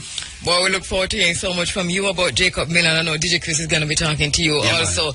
And then you're going to be at the tribute, I'm sure, on the 13th for Jacob Miller. We are celebrating and paying tribute to Dennis Brown today, and we're looking ahead to the tribute that's coming up for Jacob Miller. That's happening on the 13th, and DJ Chris, of course, will be broadcasting that back live. Also, we're paying tribute to Robert Nesta Marley, Bobby Marley, come next week. Sunday, we're broadcasting live from 9 Miles in St. Anne. So this program, the Africa Forum, will come to you live from 9 Miles in St. Anne. All right, we're back with you inside of the Africa Forum, running African on this Dennis Brown Day in Jamaica and globally celebrating Dennis Brown this morning, the Crown Prince of Reggae. And later on this afternoon, we're climaxing this celebration from 2 p.m. to 6 p.m. at St. William Grant Park with Bob Clark and the IRFM Outside broadcast team. Of course, Memories will be coming live. All of Memories will be coming live from St. William Grant Park, hosted, of course, by Bob Clark. So join us there. We're heading to St. William Grant Park immediately after this program. We're right back in Kingston as we celebrate Dennis Brown. We have him in the studio for just another 10 minutes or less. Delroy Melody, and we're talking about, you know, well, his own involvement in the music business as we pay tribute to Dennis Brown and look ahead to our tribute to Jacob Miller. Of course, you'll hear much more from Delroy Melody. We'll be talking with with Digital Chris later on in the week, and also I'm sure you'll hear him across IRFM as we look ready and get ready to go and celebrate and pay tribute to Jacob Miller on the 13th of February. We are in 9 Miles next week, Sunday the 8th of February, celebrating Robert Nesta Marley, Bob Marley, paying tribute to him. Delroy, I mean, lot to talk about. Yes. Not much time to talk about all of it. But so let us quickly, we're going to come back to Jacob Miller, but quickly to Dennis Brown. I know you also know Dennis Brown. Yes, very well. Yes, let's talk about that. Very well. With Dennis now, Dennis' father, Mr. Brown, right? And my mother, they used to work next door each other, next door. Yeah, Dennis Brown dad used to work at traffic department. That's on Morosco Road, near almost next door. I think we had Michael College. It was next door neighbor. Oh, yeah. And my mother now, she used to look after the town planning department. That's his architectural drawing office. So they were next door. Yes. So, you know, going to school, when we come home in the evenings, you know, we come there and wait for our parents because Dennis' daddy, I never knew his mother. I know his dad, Mr. Brown. Really nice man. He was strict? Yes, you know. Because the way I hear Bob Clark talk about him, you know, it sounds like he was a strict man. Very strict man. and he was a okay, hold on. Lyrics man, you know the dad well? Yeah, I know his father, but Dennis and his father never have a good relationship. Yeah, why? No, I don't know why, because the last time I saw Mr. Brown, he was at the art school, right? You have to tell me. Yeah, he was working at the art school, and he said that it was Lyrics Man. Once it was the Lyrics Man, now it's Lyrics King. Yes. I want tasty. Yes. Yeah, right. Yeah. So I said, but I'm look for Mr. Brown as a little youth, you know. Kabu, I'm say, you know, say you are the problem. No artist and them father never agree. Oh, goodness. Ours we were mother. Yes. I didn't say, no boy pick you, I saw no stay up here, mother no talk about. But him and Dennis never have a good relationship until Dennis died. Well, he want Dennis to go to school. I can't do what Bob tell me, because Bob tell me say one day, and Bob will tell you when he come back. Bob Clark say, I walk with Dennis one day, and him see Dennis falling back, you know, like, you know, the first children don't go away, you know. Yeah. And him I wonder why Dennis will fall back, and then him just hear behind him say, you go to school to the boy? And that was Dennis' father. Yeah, man, he's a very strict man. Well, we don't have much, just 5 minutes. I'm so sorry that, you know, the time is like it is. Yeah, but I am, as long as I'm in Jamaica, yes. You can call me every day, you know. We're going to call you every day. I'm going to call you every day. My story, it want dual. Yes. So give me some of your own recordings. So give us in 1984, me had a very good seller from Harry J. Yeah. Song like Boss Shot, like look at that, them a Boss Shot. Oh gosh, inna the dance, judge I know with cock. You can't find a battle with a cock. Every liquor sell off. Everybody just a jump and prance. Go on. Them just a jump up and down on the lawn, Lord. Yeah. It was to go on from dusk till dawn. But all of a sudden, I just gunshot. Oh Lord, we have to get flat. Watch it. Yes. And me say, guess who was doing that? Are the cops. The cops said them feeling nice. Lord, them take out them big 45. So when them bust them, they shot, we have to dive. We have to dive to stay alive. Look at that. Them just a bust shot. You know, that was one of my big seller in 1984. Yes, I remember it, yes. Yeah, and, you know, live and direct, you know. I was lying in my bed last night. I heard a ring on my telephone. I was so tired moving around. I never want to finish that song there. I want to big up Sylvan Morris. Yes. Mr. Sylvan Morris are the greatest engineer Jamaica ever see. And me not see the next one right now yet. Me not say James Jones. You're good engineer, you know. And trust me, maybe I will take Morris. James Jones, big up James Jones. He's in the studio. Yes, man, good engineer. Our recording studio, Yard Rock promotion, you know. Yes. Yeah, big up Hardy Hard. I've never come up a Yard Rock, come do some things, you know. Anytime. Yes, and that's Ike. Yes, man, that's one of we're upcoming artists in the business too. You see it? You know, Mama Claudette, I try with you, you know. I share the lady where. You know, I know, have faith and believe in our way. And ensure that you get here too this morning. Yes, and I'm really thank you so much, Mama Claudette, for that. Yes, I want to tell you, I don't even think she sleep. Yeah, she makes certain I open every minute. So who going to drive go back? No, Junior, you know. Junior, yeah, okay. Junior is a really good driver, you know. Yeah. So Junior, just a quick word, just say hello. So yes, just big I just want to big up my daughter Raquel Tina. Yeah. Lando. Kenisha. And all of my friends, them are with fans who are listening, because I know them listening. Yes.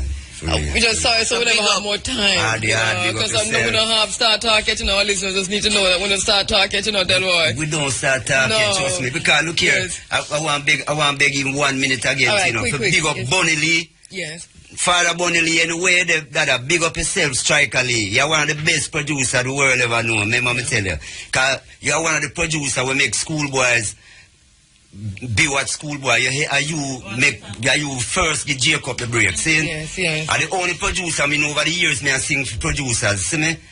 When we did those songs for him, he took us to a store and buy us 3 jacket suit. and put us with bands like Tommy McCook and the Supersonics, the Scatterlights, Sonny Bradshaw, Lynn Tate and the Jets. Yeah. We used to perform at this place named Johnson's Drive-In on Maxwell Avenue. Boy, it's a whole long... We're going to hear much more from you. We're going to hear much more from you throughout RFM for the week that's coming up ahead. And of course, we're going to hear much more from you with Digital Chris as we pay tribute to Jacob Miller. I want to tell a Digital Chris story.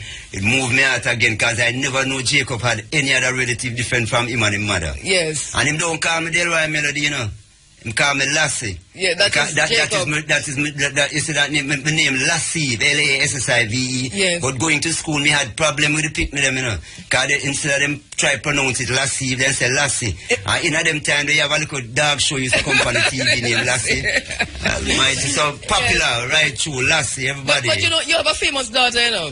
Oh goodness. You know, this is she, you know, she can't tell about Jacob, you know. Yes. You know, the other day she called me Raquel Jones. Big up yourself, my daughter, every time. Trust me, yes, for real. Yes. You see, she called me the other day. Raquel Jones, that's her dad. Yes, man. She called me the other day and said, Daddy, you know, I was looking through your music career, scaling down, and your real friends in the business. And I remember when Jacob used to lift me and show me up in the air and thing, you know, and say, girl, you're going, you know, and bury someone. You know, come here and bury used to sing with Zappo. All the time, we're going to invite Pastor Raquel Jones to come and talk. Yes, Minister Jones to come talk to us about those days of growing up as a child and seeing all these musicians, these artists, great artists around. You know? Yes, she interviewed a lot of them too. I know, we're totally out of time. Yes. Quick, my brother, just hail up somebody. Quick. Yeah, it's Ike.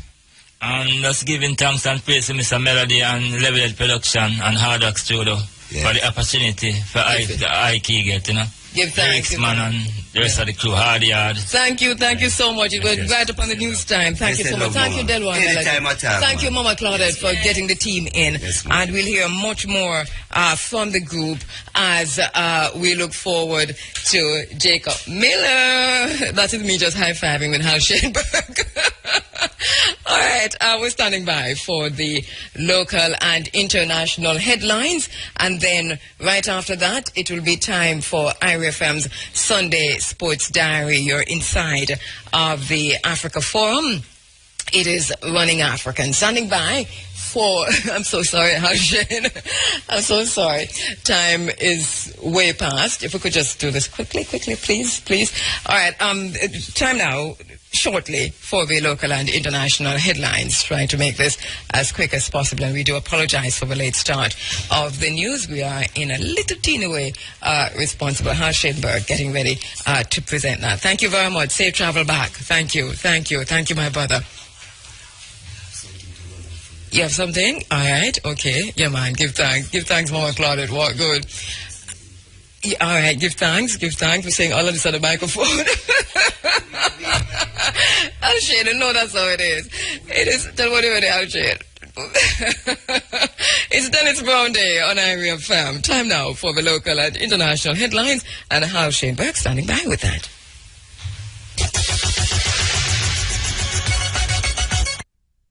Clad in her uniform. One large plastic garbage bag covered her lower body, while another was used to cover her head and torso. A rope was tied around the bag at her neck to keep it in place. An autopsy revealed that Santoya was strangled to death. Westmoreland-based attorney at law and former RM Dion Mailer-Reid and her three co-accused have been free of all charges against them. The three co-accused, Artonian Turner, Radcliffe Campbell and Tanisha Blair. In March last year, the four were freed of illegal possession of firearm and ammunition charges by the Western Regional Gun Court. The defense lawyers then asked the Director of Public Prosecution, DPP, to absolve the four accused of the lottery scam charges as well. Last month, the DPP conceded and directed the clerk of court to offer no further evidence on all counts against the four accused in relation to the charge of breaching the Law Reform Fraudulent Transaction Special Provisions Act. The DPP, in a letter to the court on January 20, indicated that her office considered the fact that the Crown would be relying on the same evidence in the lottery scam case as was presented in the illegal possession of firearm and ammunition case, for which the four accused had already been acquitted. A new development order will soon be signed for the Negril Green Island region of Westmoreland and Hanover. This was disclosed by Land Minister Robert Pickersgill at a consultation with stakeholders at the Negril Community Centre on Friday. Under the new order, developers will be allowed to construct commercial buildings of up to 4 floors tall. Mr. Pickersgill explained that he will be signing the new development order as outlined in Section 7 of the Town and Country Planning Act. The minister added that all the necessary stakeholders, including landowners, have been involved in the discussions, and the development order has gone through sequential reviews by the relevant environmental bodies before it came to his desk for approval. In news overseas, Boko Haram Islamist militants have launched a fresh assault on the strategically important Nigerian city of Maiduguri. Gunfire was reported on the streets of the northern city after an attack that began in the early hours today. It comes a week after Boko Haram's last attempt to capture the capital of Borno State was repelled by the Nigerian army with heavy loss of life. Finally, thousands of pro-democracy activists have turned to the streets in Hong Kong for their first big rally since mass protests last year. While the number of protesters put by the organizers at 13,000 was far lower than the early demonstrations. Their key demand is for fully democratic elections for the territory's leader. And those are the local and international headlines. News next at 11:45. You can go online to irfm.net to view some of the stories. Like us on facebook.com/irfm news and follow us on Twitter at irfm_news. From the IRFM newsroom, I am Hal Shane Burke. Well, happy Dennis Brown Day to you, Mr. Wade Brown. Same to you, my dear. D. Brown to the world. What's your favorite D. Brown song? Love and Hate. Wait, let me see if I have it. Hold on, because you better like something with me up on the CD. Love and Hate. Love and Hate. I think I should. Shane, how come I don't have Love and Hate on this? What is the other one? Promised Land. All right, I just play that. All right. You don't love Malcolm X? You don't know it? I'm not saying if I know that one. Hold on. You know, Dennis would have a song named Malcolm X. Really? Let me hear the punchline. The punchline. All right. Let me see if I can give you a little piece. All right, listen. Let's see. To St. William Grand Park. But big things happening in the Africa Cup of Nations. Not for me, you know. My team is not there, Nigeria. Well, not for me either, really, but Ghana is still there. Yeah, they are. The Black Stars. Tonight. 11 o'clock today, rather, they're playing, I think, Guinea. Yes, but how you know, I don't know what is happening with Guinea. Something right, something right and something not right. So Morocco was supposed to host the tournament. Morocco said they not do it because of Ebola. Guinea, that was devastated by Ebola, decided to host the tournament. No, you're not hearing any outcry right now. Without hearing it? Exactly. No. And then to make things very interesting, they had to cast lots, draw lots, literally. And you know that I jokingly said that to Dwight Fraser the other day when we were looking at the Group D and we see everybody tied at 2 and then tied at, and I'm saying, well, they're going to have to draw lots, and we laugh it off, but they had to draw lots. Yeah. And so they drew lots, and Guinea came out, the winner. Yeah, they're going to face Ghana, and they're going to lose to Ghana. But you're not realizing the game yesterday between Guinea and Tunisia, yeah. And Tunisia. That was an interesting thing because I think it went to like extra time or something like that, yeah. That penalty not come from nowhere. Wait, no, listen. I need to carry Tunisia. I prefer Guinea would go through, right? But even me can't hide my conscience. I don't see that penalty at all. I'm not saying that I'm not a great footballer or a great analyst, because you don't know it already. But boy, I never see the penalty. I want you to look at it and tell me. You know what's important? And you know what's important at the end of the day? Yeah. In the opinion of the referee. Well, that's the question. That's the thing. The referee is a penalty. Boy. But you know, I'm going to go so. And you know, the match between the two Congos, Democratic Republic and Congo, that probably is the game of the year so far now. Because why is that? They came from 2 goals down. That's true. DRC. Yeah, it was a that's hard true. fought game to win 4-2. You think it was hard fought? I was wondering if the other Congo just give it to DRC. I said, okay, what are going through? I can't see them doing that. That was a really good game. Because I didn't see, it took me by surprise to see DRC coming. So Black Stars are still in. Robert said Algeria will win. They're going to have to beat Ivory Coast. Right. Well, they might. I think they will, because Ivory Coast, they always choke despite having the best team. So maybe for real. And Algeria, if it's based on the World Cup form from last year, they're really good anyway. So they probably will beat Ivory Coast. Well, it is exciting to me. It's exciting. But like I say, your team is not there. Yeah. I was going with Bafana, them out long time. You know, and then here you are with Nigeria. They didn't even make it. But my second was always Ghana, so fingers crossed. Black Stars. Yeah, and I'm getting some backlash because I didn't say Ghana first. But I did say that Ghana is my heart, you know, my heart to win. And then Bafana, they look like they could have taken it. You know what? You don't think so? No, never. Right. But Nigeria didn't even enter. Oh, you are back Nigeria, Yeah, because it is on that premise that I say Bafana will win, you know. Just the history that if Nigeria is not there, then South Africa will win. Well, but I know. Look, we won it last time, you know, so we're just giving people a chance this time around. So. Oh, yeah, we'll take it next time. Yeah. We just like the way you talk, you know. Not being greedy. All right. All right, Mr. Wade. So we're going, but you listen though. You listen to the broadcast 2 to 6 p.m. It's tribute to D Brown. All right, and you say your favorite song is Love and Hate. I don't have it, but I'm giving you next. Wolves and Leopards. Yes. All right. Thanks. Too much antagonist. Wolves and leopards are trying to kill the sheep and the shepherd. Yes. Well, my colleague Mr. Wade is chiding me that Love and Hate is probably his biggest song. You know, how come you don't have it? Well, I'm leaving some of the songs for Big A. Big A. I know Big A going to kill me for that. But yeah, I'm leaving some of the songs for Big A. That's what's happening. All right, let me just tell you quickly that the Maypen Cutting Edge Cultural Unity will be hosting their Black History Month celebration on the 15th of February at the Maypen Courthouse Car Park starting at 6 p.m. and all are invited. So that's the Cutting Edge Cultural Unity hosting their Black History Month celebration at the 15th of February at the Maypen Courthouse Car Park starting at 6 p.m. And as usual, you're all invited. We're saying African Liberation Month now, Rascarver. All right, so that's February 15th. And now being given Thanksgiving at the Asin Manso Village, Rio Brac and Trelawney. Fire lighting ceremony today. Fire lighting ceremony was last night.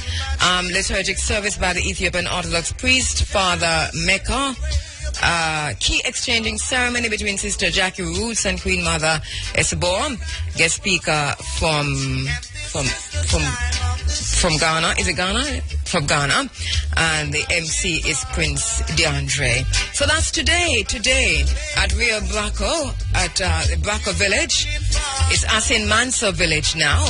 And there will be, as you heard Sister Jackie Roots told us last week, there will be an exchange of key between Nana Esibor and that Sister Minnie and Jackie Roots down there at the Asin Manso Village, formerly Rio Braco rest stop.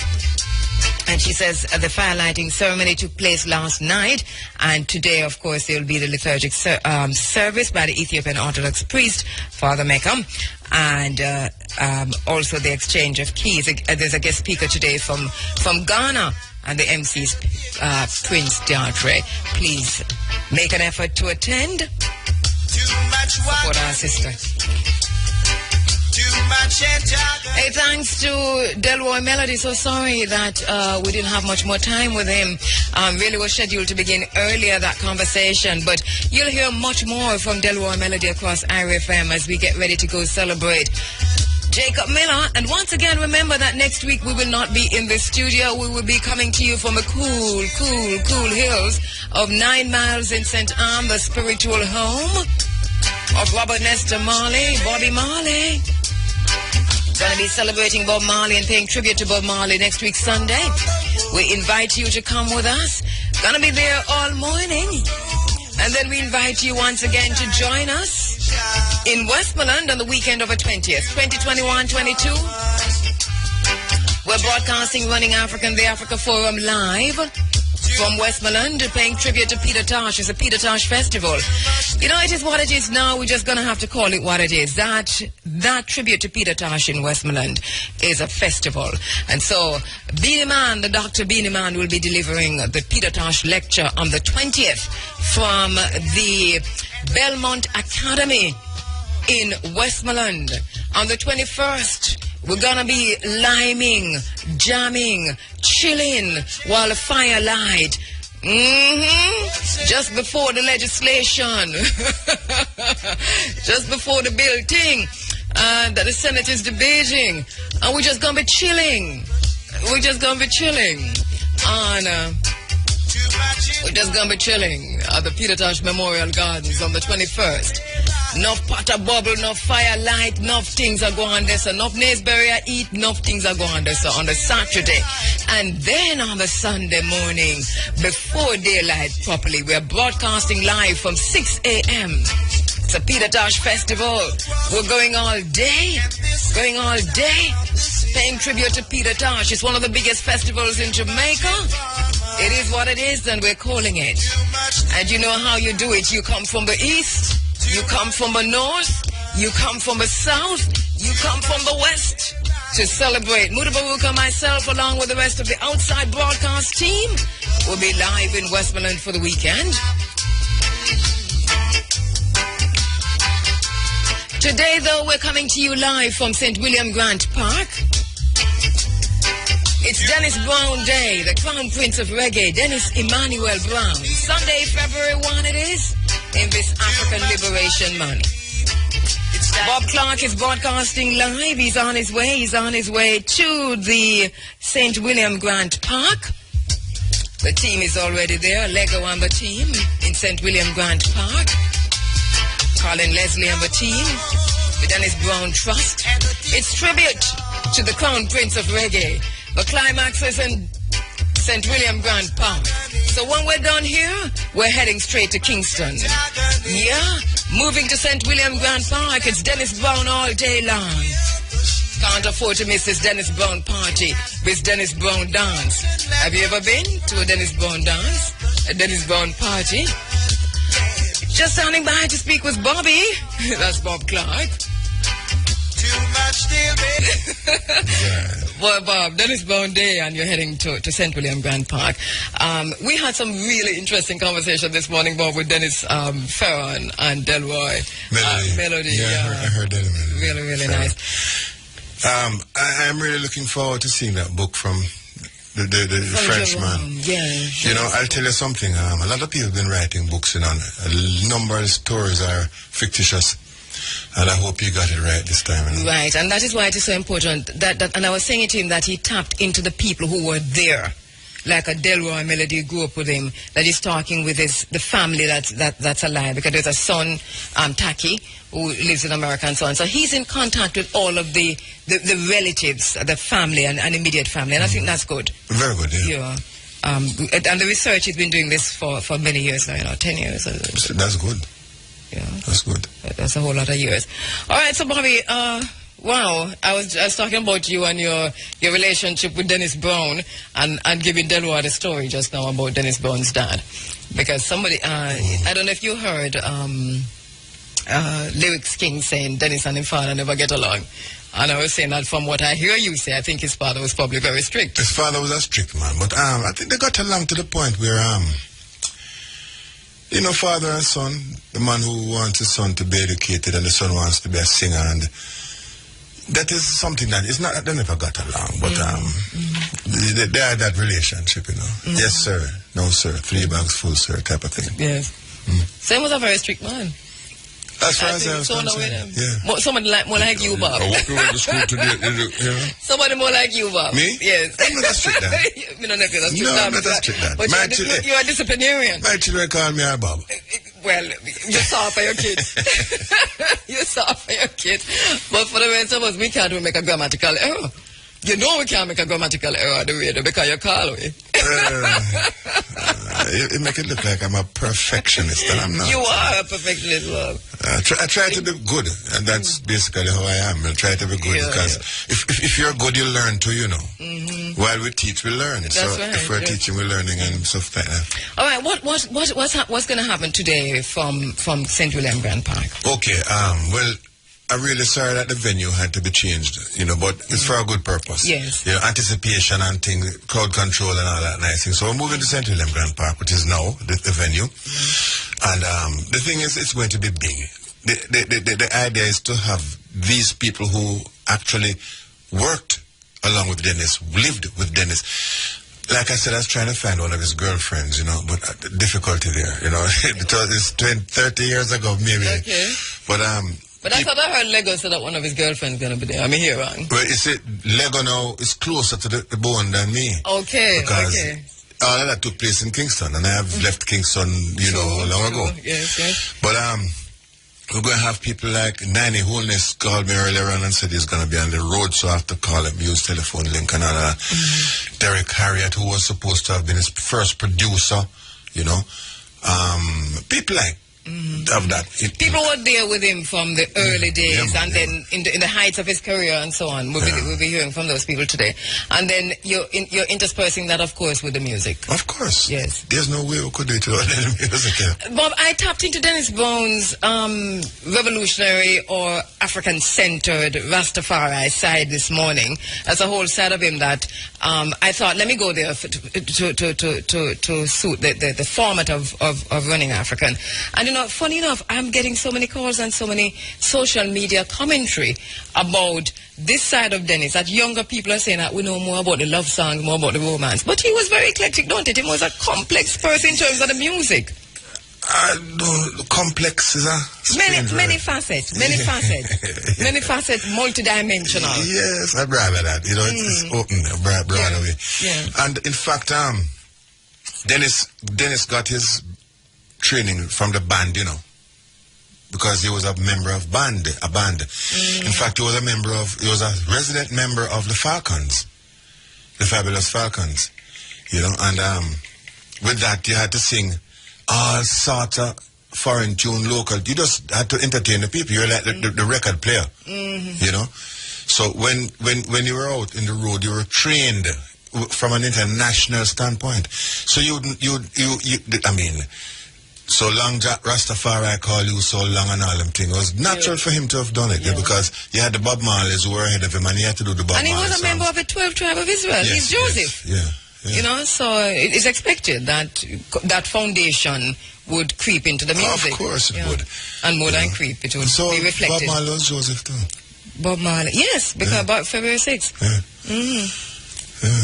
So February is Joseph. It's amazing how many strong, good singers are born in February, Derek Harriet, William Clark, Bonnie Ruggs, Bob Dennis, and a number of others, Which one do you want? Me, December, man. Way down the sun. When the cold. But you yourself are a very good singer. As we all know. I try some. I used to.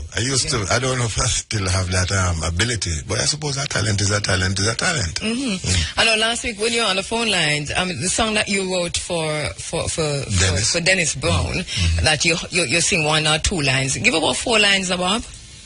In your own voice. Or 5. Take it to the chorus.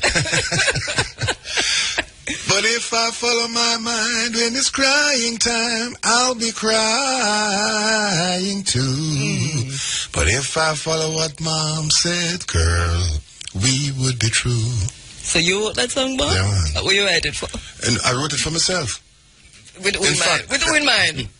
No, it was just a love song. Yeah, man. It's me. I'll tell you something. Whatever you say. No mercy. If I tell you it was Mary, Yvonne, or Jane, you never call, Anyone but me, don't tell me you write it just like an ordinary love song. Yeah, really. Say the words to me. If I follow my heart, I'm going to love you. Yes. And if I follow my mind, I'm going to leave you.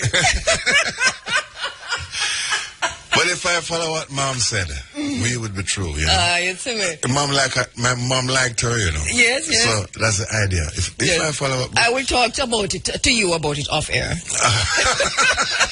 I don't think the answer made any difference. All right, but this is Dennis Brown's first hit, right? Or second? Second hit, right? And you wrote that. Not a lot of people know. You were very, very close to Dennis, Bob. Oh, yes, we were pals, brethren, Like I keep telling people, money was scarce. When you record a song, you don't expect to get rich overnight. In fact, you have to wait at best 3 months before you get your royalties. Now, between month 1 and month 3, there's a whole heap of water pass under the bridge. So money was scarce, Now you were not given a salary. Like you record for Studio One, every week you collect a pay. No, you had to work for that. Whether you're going to play percussions, learn an instrument and be a musician in the studio, or you're going to work in a band and get a little thing. And the union at the time said it was $7 per show, per night. So, $7, wow. I mean, not 17 or 10, not $10, $7. That was the minimum for the musicians at the time. $5 aside for if you're going to be a musician, $5 aside. But anyway, the point is we used to have a hustle.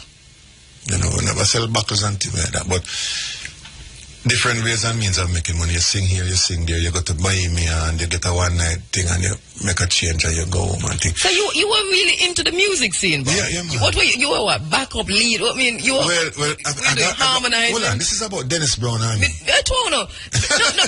because you used to harmonize for Dennis, don't it? No, with just one song. Just one song. Okay. Yeah. But I used to do backup harmony for Alton.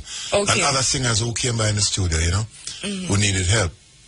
Prince Buster and all them and things. But the point is, I was deeply involved. In fact, I had a contract as a singer with Studio One, and the band I told you about, Dennis got me into Falcons, you know, as one of the singers in the band. What else? So, no, you were telling me about that the pay was low and so on. Money small, you had to do. And so we'd work at different points, go to a club here, sing a one night, and a man slip your change. And not official because he never even have you on the system. It's just that him give him money because. So a lot of times we would have, our menu would be not an oxtail, you know, or a curry goat, but some bun and butter. Yes, I heard you say that on a box of milk. I heard you say it on the entertainment buzz, and because I don't eat bun or butter, but I'm not trying to know just to see, you know. Beautiful, smooth. It's supposed to taste good, don't it? It's not good for you, but taste good. The butter make the bun go down easy. I'm telling you. So tell me, Bob, Dennis knew that, is this was he thrown into this, like, you know, sometimes you're into something, you just find yourself in there. It's a calling still, you know, but, you know, Dennis is from a line of entertainers, you know. He has a brother, Castro, and his father, Man, was in the life of Hopeful Village, you know, if you remember that long time. Yes. Life in Hopeful. I remember what I know about it. Yeah, his father was one of the main characters in the thing, you know. So Dennis is a man who is accustomed to the stage business, eh? And singing was maybe the easiest thing for him to do, because Dennis is short, you know. Yes. His father was a short man too, you know. Yes. And them said Dennis had to be put on a box to sing. No, man, them give the man the mic and them stand up on the stage and sing, you know. So why don't put him on the box? Them never put him on a box. So everybody said them put him on beer box. No, phenomenal, man. People talk some things. Because he was young, they were saying, him couldn't reach it. Yeah, but look here, every mic has a lead card. So you never see him on no box and you were there? never see him on no box. The first time I saw him perform was standing on the stage at Tony Verity. Don't you remember a brother named Tony Verity? Know the name. Tony Verity used to be at RJR. Yes. And he was one of the main man. He used to work with Baron Lee as Baron's MC all over Jamaica. And he said to Dennis, I remember clearly, how old are you? And Dennis said he was 11. You know? Yes. Things like that. Yeah. But in terms of putting him on a box, come on. That is just, that's part of the myth that comes with a legend. Yeah. That is why sometimes it's good to talk to the people who know, you know, who are there. Put him on a box. Yeah, so you never know. Besides, the Caribbean is a cinema, you know, so anywhere in the hall you are, you can see the screen. Yeah. Yeah? And the floor of the screen is right there, elevated. Right. So you saw him performing and you never see him at any time stand up on the mic. He always have the mic with the lead card. And him bossy little kid too, you know. Brave and bossy, you know. How did you meet him, Bob? I met him at Studio One. Okay. I met him at Studio One. He came there. He was always there. You know, he was supposed to have recorded for Derek Harriott. In fact, I think he did some recordings for Derek Harriott. But they were not released. And he came up with a Studio One and did a song that Derek gave him, which was No Man is an Island. And he recorded that for Coxsone. And I went to the charts. Boom. Coming off the charts. Well, we were there, so it had to be that we've met now, you know? Yes.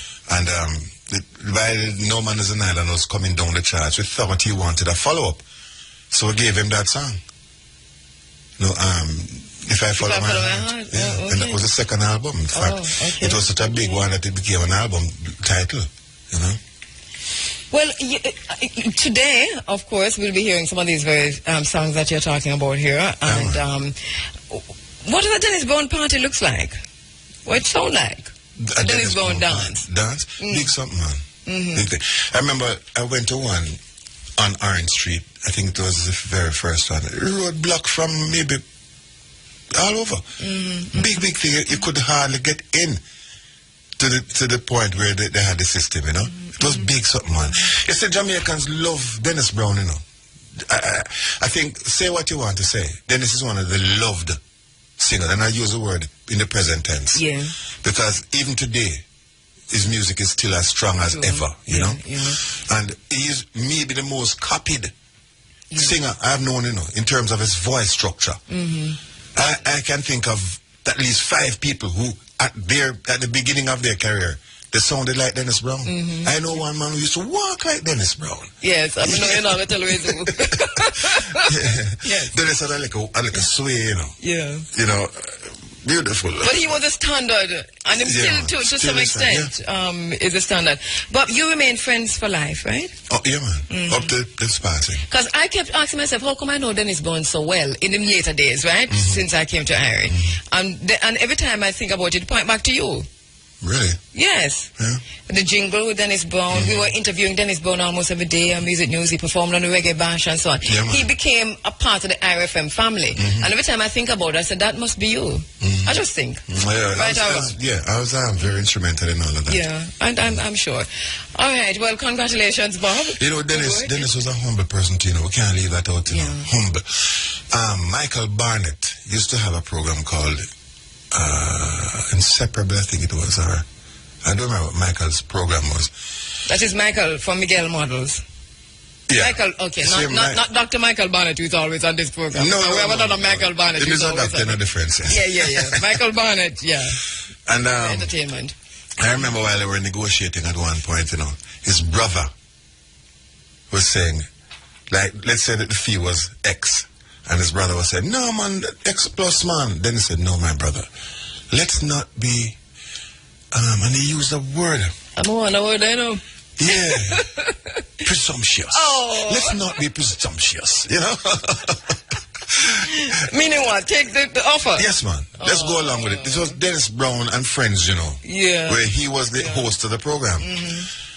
I think it was Inseparable. And when the program would happen every year, and when they were negotiating with Michael, his brother wanted a little extra. And then he said, no, my brother, let's not be presumptuous. Oh, goodness. Well, let's all be presumptuous and head to St. William Grand Park. That's where you're heading now, Bob. Yes, I'll be heading out for St. William Grand Park in a little while. And, so I forget me some stuff and cut, you know? Yeah. Food did I fear to you? Yeah, but you know, eat before you go. Eat before you go. My father teach me that, you know. Yes. Him say you're going to a feast, make sure so you eat first. That's right. Your yard, you know. I agree. So if you go to the feast and the food drop off of the pot, you're belly full still. That's true. Nobody go to the feast, go wait. Agreed. Well, Bob, I soon come. I'm right behind you. St. William Grand Park, Kingston. All right. You know where St. William Grand Park is? I think I can find it, you know. You tell the listeners, though, who don't know. Welcome from St. Anna. Right. St. William Grand Park is in the middle of downtown Kingston. Right? It is that park. In fact, it's the only park downtown Kingston. It borders North Parade, South Parade, all of that area, Parade, you call it Parade. That's right. Downtown and Parade. Yes, man. If you go downtown and Parade, right, that's St. William Grand Park. Well, we're coming. Bob is leaving out right now, and we're right behind at 10 o'clock to St. William Grand Park for the Dennis Brown party, the Dennis Brown dance, the Dennis Brown tribute. Big things going on. And of course, Bob, you're broadcasting live from 2 o'clock straight through to 6 o'clock. All right. Thank you very much, Bobby. Yeah, man. You're welcome. All right. Well, good. No man is an island. No man stands alone. No man stands It's African Liberation Month. It's African Liberation Month, and of course, we are paying tribute to the great liberators, those who use the art, who use the music, who use their craft in the struggle for full liberation. Gonna be going to the phone lines now because we're tying this right in. A historic bill, a historic motion passed in the House. Member of Parliament Mike Henry. Remember, we've been talking about him piloting a bill through Parliament calling for reparations for enslavement. Earlier we were playing from Dennis Brown, Promised Land, which we're going to play again, actually, right after we're through speaking with Mike Henry. And I think this fits in really nicely, as Bob Clark has been saying to me, that for us to be focusing on Dennis Brown this morning and to focus on this revolutionary side of Dennis Brown, the side that seeks to and speaks to liberation, to be talking about this historic bill that has been passed now. All right, so let me go to Member of Parliament Mike Henry. Good morning, Mr. Mike Henry. Good morning. Thank you for having me. And thank you so much for joining. Which is your favorite Dennis Brown song? Catch me up to be dog God. I like all of Dennis. You like Brown, all of Dennis Brown? Yeah. Yeah, it's Dennis Brown Day, as you know, in Jamaica. We're celebrating and paying tribute and we're doing this for the month of February, which is African Liberation Month. Looking at some of these artists who use their art as activism, and I've been saying, what do you have in your hand? What you, Mr. Mike Henry, had in your hand is that access as a parliamentarian, and you have been doing something for years regarding reparations. Tell us about this historic bill. The historic bill is, for the first time, we've taken a political decision for the government to pursue, whichever government it is, a claim for reparations from Great Britain, specifically chattel slavery. And by the political decision, it will enable us to also go to the International Court of Justice. There's never been a political decision. It's a British Parliament that abolished slavery. They were lobbied by the plantation owners who said, "You've taken away my chattels, my animals, my people were produced for me, so you must now pay me £20 million for setting those people, quote-unquote, free." Mm-hmm. I therefore have always maintained that the slave owners, having been paid, the slaves are entitled to the same amount at today's value. And then you pursue the issues surrounding that of genocide. It's the greatest crime against humanity, chattel slavery, etc. Mm-hmm. So we've debated it. The National Reparations Committee, under Dr. Chavans, then successively Professor Shepherd, the report was now returned to Parliament, which formed the basis of my requesting a vote in Parliament on the fact that the Reparations Committee itself supported the position that many of us have taken. I'm leading the recent charge. Mm-hmm. So it's a very historic, it's the first political decision. And explain that. Go ahead.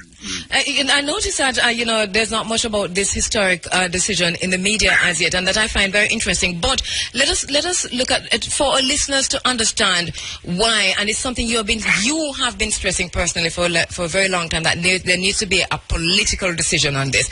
Why? Yeah. What's the difference, and why is it important? The important point is that if you wanted to go to the higher courts of the International Court of Justice, you have had to have had a decision by the government and its parliament in respect of the claim. Because without a political decision, you can't go to the International Court of Justice. Mm-hmm. Mm-hmm. Now, it's a matter of the legal examination of the various issues that need to be addressed and how you approach them legally. And whether you want to end up in court or you want to invite Great Britain to sit down now, make the apologies, and begin to look at debt for equity, look for investments, look for how you develop a country overall. The value of that 20 million, of which Jamaica is only, I think, 30% of that figure, was all in that very in-depth report from the National Reparations Committee. Mm-hmm. So the basic point is that it is now whether and how you want to pursue it, and that's where I am looking at whether we're going to have a joint select committee of Parliament. I'm coming up with the ideas of how you can deal with the infrastructure, education, health, etc. Mm-hmm. So in essence, and pardon me because I'm doing this for people who are not familiar with what we're talking about, making it as simple as possible. In essence, what happened in Parliament late at night, one day last week? What happened in Parliament is that for the last 8 years, I have been pursuing this in a debate. The first debate said we should have a National Reparations Committee go and get the people's involvement. This we did. And they also said try and involve CARICOM. CARICOM came on board. What we had then was the report now of the National Reparations Committee, which came to us earlier this year. That, therefore, fulfilled what Parliament had said we should be done with my debate, and therefore I asked for a vote in Parliament that we're entitled to claiming reparations. Now, because that goes on till it's a public business, structured parliament, public business went on.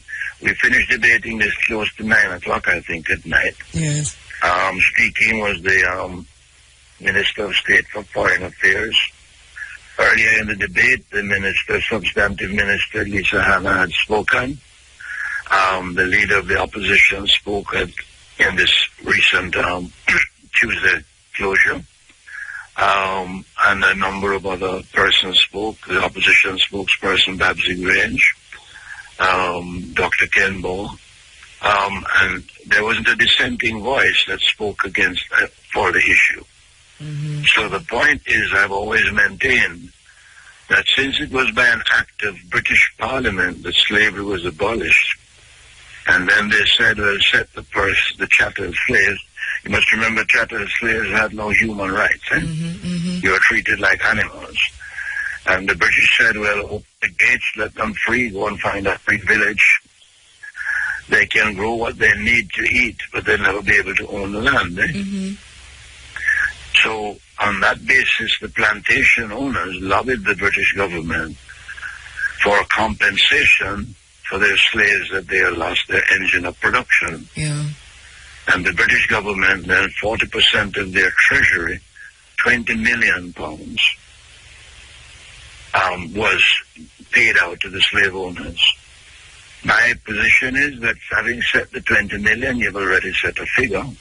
So the arguments you've had about how do you value it, right? Can't really respond to the actual abolition. It must now respond to other areas that you have to assess, which must now go to the International Court of Justice for that to be decided. Genocide, rape, human rights abuse, religious freedom, all the issues that you can address. So one is expecting now that the government of Jamaica will pursue this. And, you know, many people say, well, how do you get this kind of money or what have you? That's really a simple position. Britain claimed for a long time that taxpayers of today should not be paying for something they said was a law. But the point is, we now know every person was a slave owner. We now know everyone how many slaves they said they had, how much money they were paid. So therefore, we can actually in civil court target those persons whom we identify. So first, and I really need to congratulate you on sticking to this, Minister Henry, because I know that we've been talking to you over the years, and you have always maintained that the political decision is important, is necessary to move it to the higher court, to the international court. And now that we have it, I heard you say though that now is to figure out how to move from here in terms of how it is going to be done. Yeah, well, basically, this has already been to Cabinet before it came to Parliament, okay? The Act of Parliament's position of passing it, it places it in the hands of the Ministry of Foreign Affairs. It places it in the Substantive Minister also. And it's a matter of how the government wishes to proceed. I have my own fixed ideas on how some of these can go and what can be done. So it's a matter now that I expect this information, this decision, to be passed to the British government. And now we are waiting to other CARICOM countries, because the decision from CARICOM 2 is that various countries would also end up making their political decision too. Yes. But CARICOM is not a political body, so it has to be done by individual states. Last time we spoke, that's exactly what you said. Yes. And that's taking the Jamaican lead here, right? Yes, and good work on that. And it takes the point, too, that, of course, the citizens themselves can take action. Right. It doesn't have to be the government, because it's no Parliament is the highest decision-making body of the land. And working in tandem now, because I know the reparations committee here in Jamaica, that there are plans for public education campaign and so on. So people will hear much more about this. Can be involved at many different levels also, because I think the public education is still pretty important for persons to understand. The point you raised about individuals asking, can this really happen? Because a lot of persons haven't even wrapped their head around the fact that, yes, you are due and it can be done. This is where people still are. They have dismissed it. So it is really for us to continue to have the conversations in the media and to ensure that we support the reparations committee with the public education campaign and so on. But that is precisely the point that needs to be done. Education will continue, but education with a contribution too. Of course. Because in the context of the emphasis be on health, education, infrastructure development, debt for equity swap, right? Transfer of technology, all the issues that can be. Yes. After all, the countries that exploited us and built their own economy have enough to offer back to us, but actually gives us an equal proportion of involvement and growth. I mean, I only have to look at the railway connected to every port of Jamaica and the infrastructure development of your port, your Vernon Field, all the various things that relate with the joint venture approaches with the government based on the whatever is the substantive issues that you're addressing. And rather than doing it in a confrontational style, you can sit down and then begin to implement these programs. Correspondingly, however, if you're faced to it, the International Court of Justice is there to rule when two countries don't want to agree on what is right or wrong. All right. So much more to talk about reparations. So to me, it's the most important decision that I have shared in, and that is important to the country. It is, and it really is historic. And you were saying earlier that the print media hasn't. I don't know if I'm wrong. It's not yet reached the print media. Not even the GIS I could find it on. That's interesting. It's quite startling, isn't it? But then the print media doesn't have anybody at Parliament after 6 in the evening. But I don't see it on the GIS website either, Mr. Henry. It's not. GIS hasn't reported on it either on the website. Because I was looking. Well, there seems to be still a fear. In my closing speech, I said what Marcus Garvey said, confidence in yourself. If you don't have confidence in yourself, you are thrice defeated in the race of life. Well, it's not too late. After the jazz, the print media is leading with information on the jazz festival. So after the jazz festival, it might make the front page.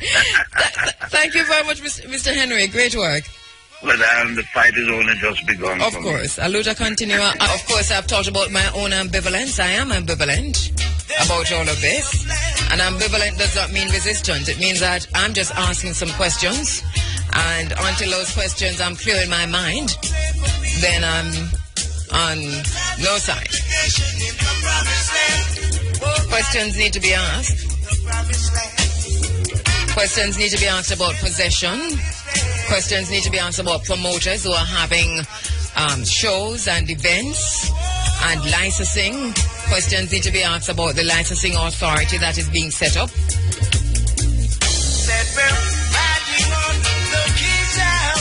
And of course, questions need to be asked similar to the ones posed by Senator Tavares Pinson in Parliament. All right, we go to the phone lines. It is Dennis Brown Day, the Crown Prince of Reggae, Dennis Emmanuel Brown, celebrating Dennis Brown Day on IRIA FM all day today. And in a little while, we're heading to Kingston, where Lego, good friend, the colleague of Dennis Brown for many, many, many moons, joins me now from Kingston. We're heading to St. William Grant Park today for the Dennis Brown party, the Dennis Brown dance, the Dennis Brown OB with Bob Clark, a Southside broadcast. Lego, good morning. Good morning. Boy, Dennis Brown, Lego, the vibe high in Ochi. How high is the vibe in Kingston?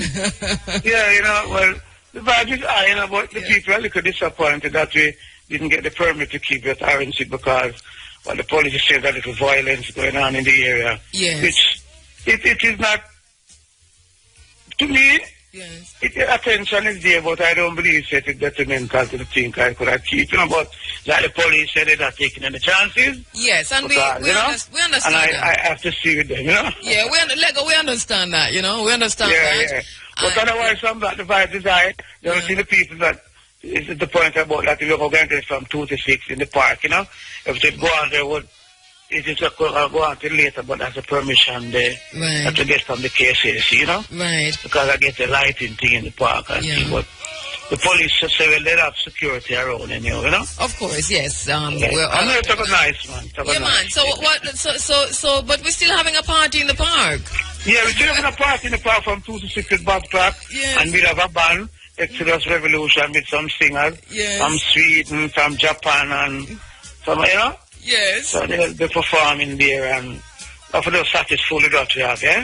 Yeah, man, because it could have been, and this is why we also, you know. They'll be performing there, and for those satisfully got you have, yeah?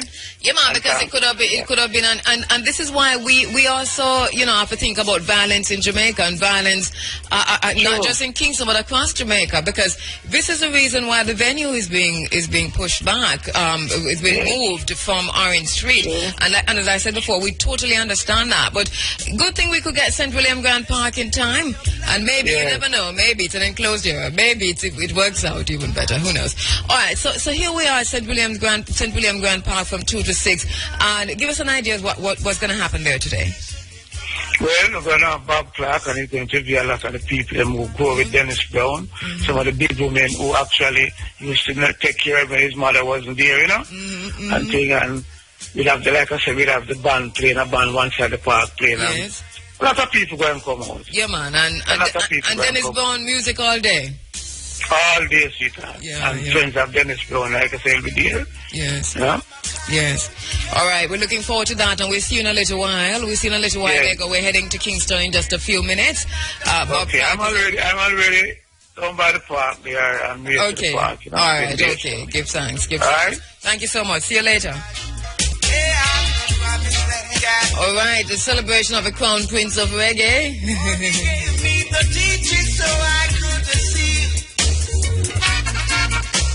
See Shane Clark on the property. Shane Clark ensuring that things are already up and running for the celebrations in the park. Morning to you, Shane. The team is heading out right now to St. William Grand Park for a live outside broadcast of a Dennis Brown party from 2 p.m. to 6 p.m. Make sure you join us in the park. St. William Grand Park, downtown on Parade.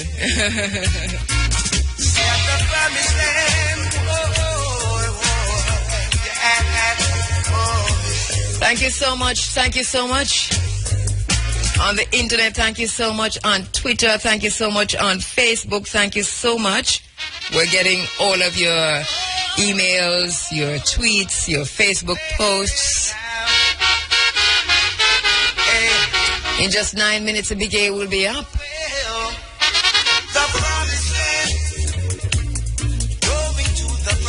Once again, just to remind you that it's African Liberation Month. And for the month of February, we pay tribute to the artists who use their craft and their art as tools in the struggle for liberation.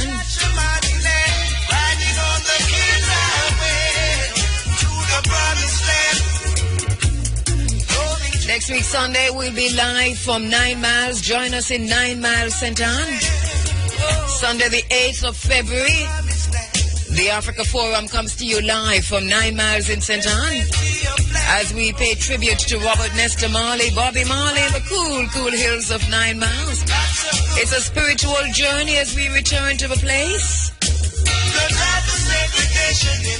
On the 13th, Digital Chris, broadcasting live from a tribute to Jacob Miller.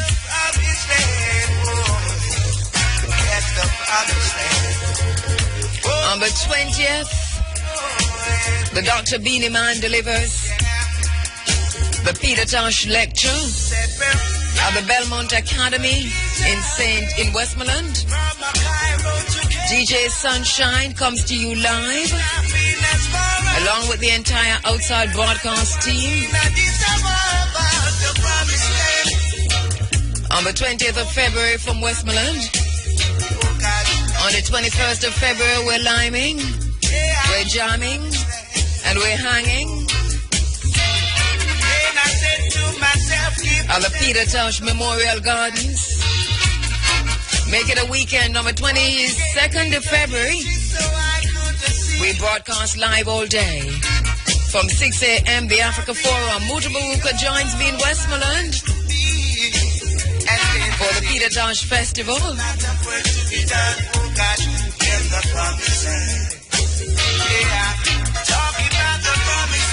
In the meantime, we ask you to look critically and examine the ganja bill. We're calling it the ganja bill for now. They call it something else with drugs in amendment to the Dangerous Drugs Act.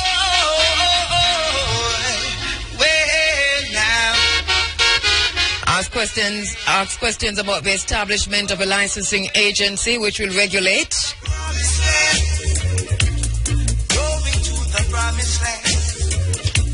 Make sure you understand what is meant when it says that the drug law amendments would make possession of up to 2 ounces of ganja a petty offense that would not result in a criminal record.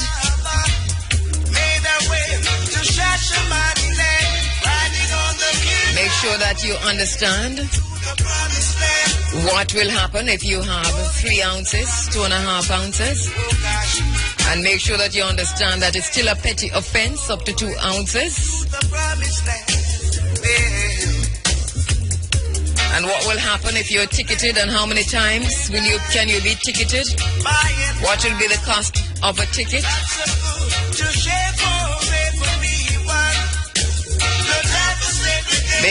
Make sure you ask questions about the clause that talks about tourism and the tourists who can present medical certificates that they can acquire small quantities of ganja. Let us ask a question about how much. Is it 2 ounces or up to 2 ounces?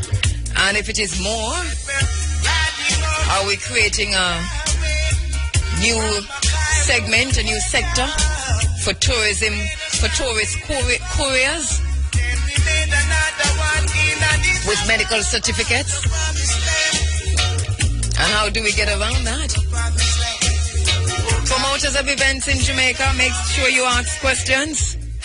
Right now, promoters of events, you have to pay the Ministry of Health, you have to pay the Parish Council, you have to pay JAMS, you have to pay JCAP, you have to pay Public Health, you have to pay KSAC, you have to pay fees to just about every government agency in Jamaica. The Marijuana Licensing Authority, what will their fees be? Who will be responsible for paying the fees?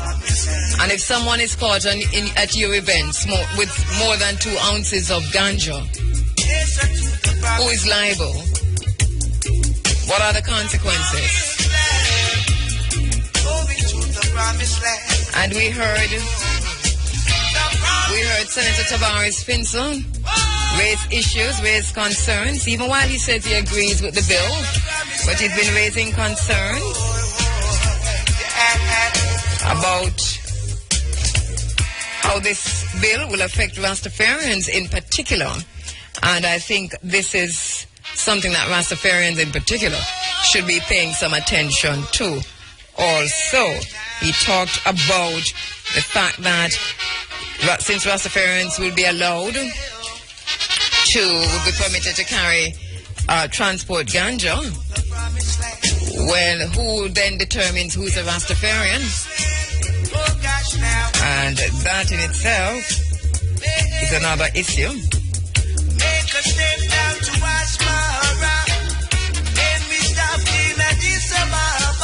So there are questions to be asked.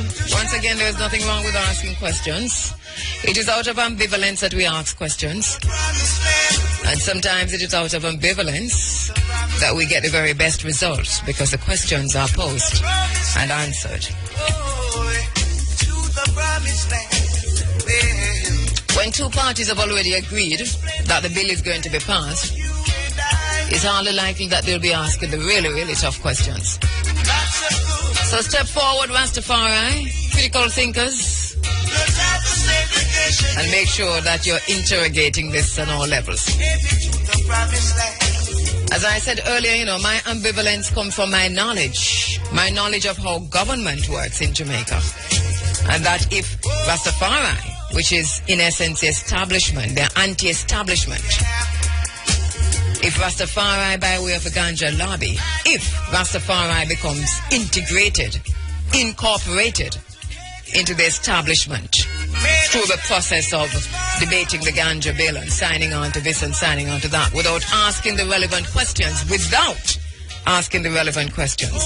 without careful consideration of what they are being grafted into, that the whole essence of the movement would have been extinguished. Legalize it, man. Legalize it. Don't criminalize it. No petty offense around here. Enough questions? This is how we're saying goodbye for today on this Dennis Brown Day. And then Bob Clark comes live from St. William Grant Park, 2 to 6 p.m. for the Dennis Brown party. Join us there. I'm heading there right now. I want to say thanks to my broadcast assistant,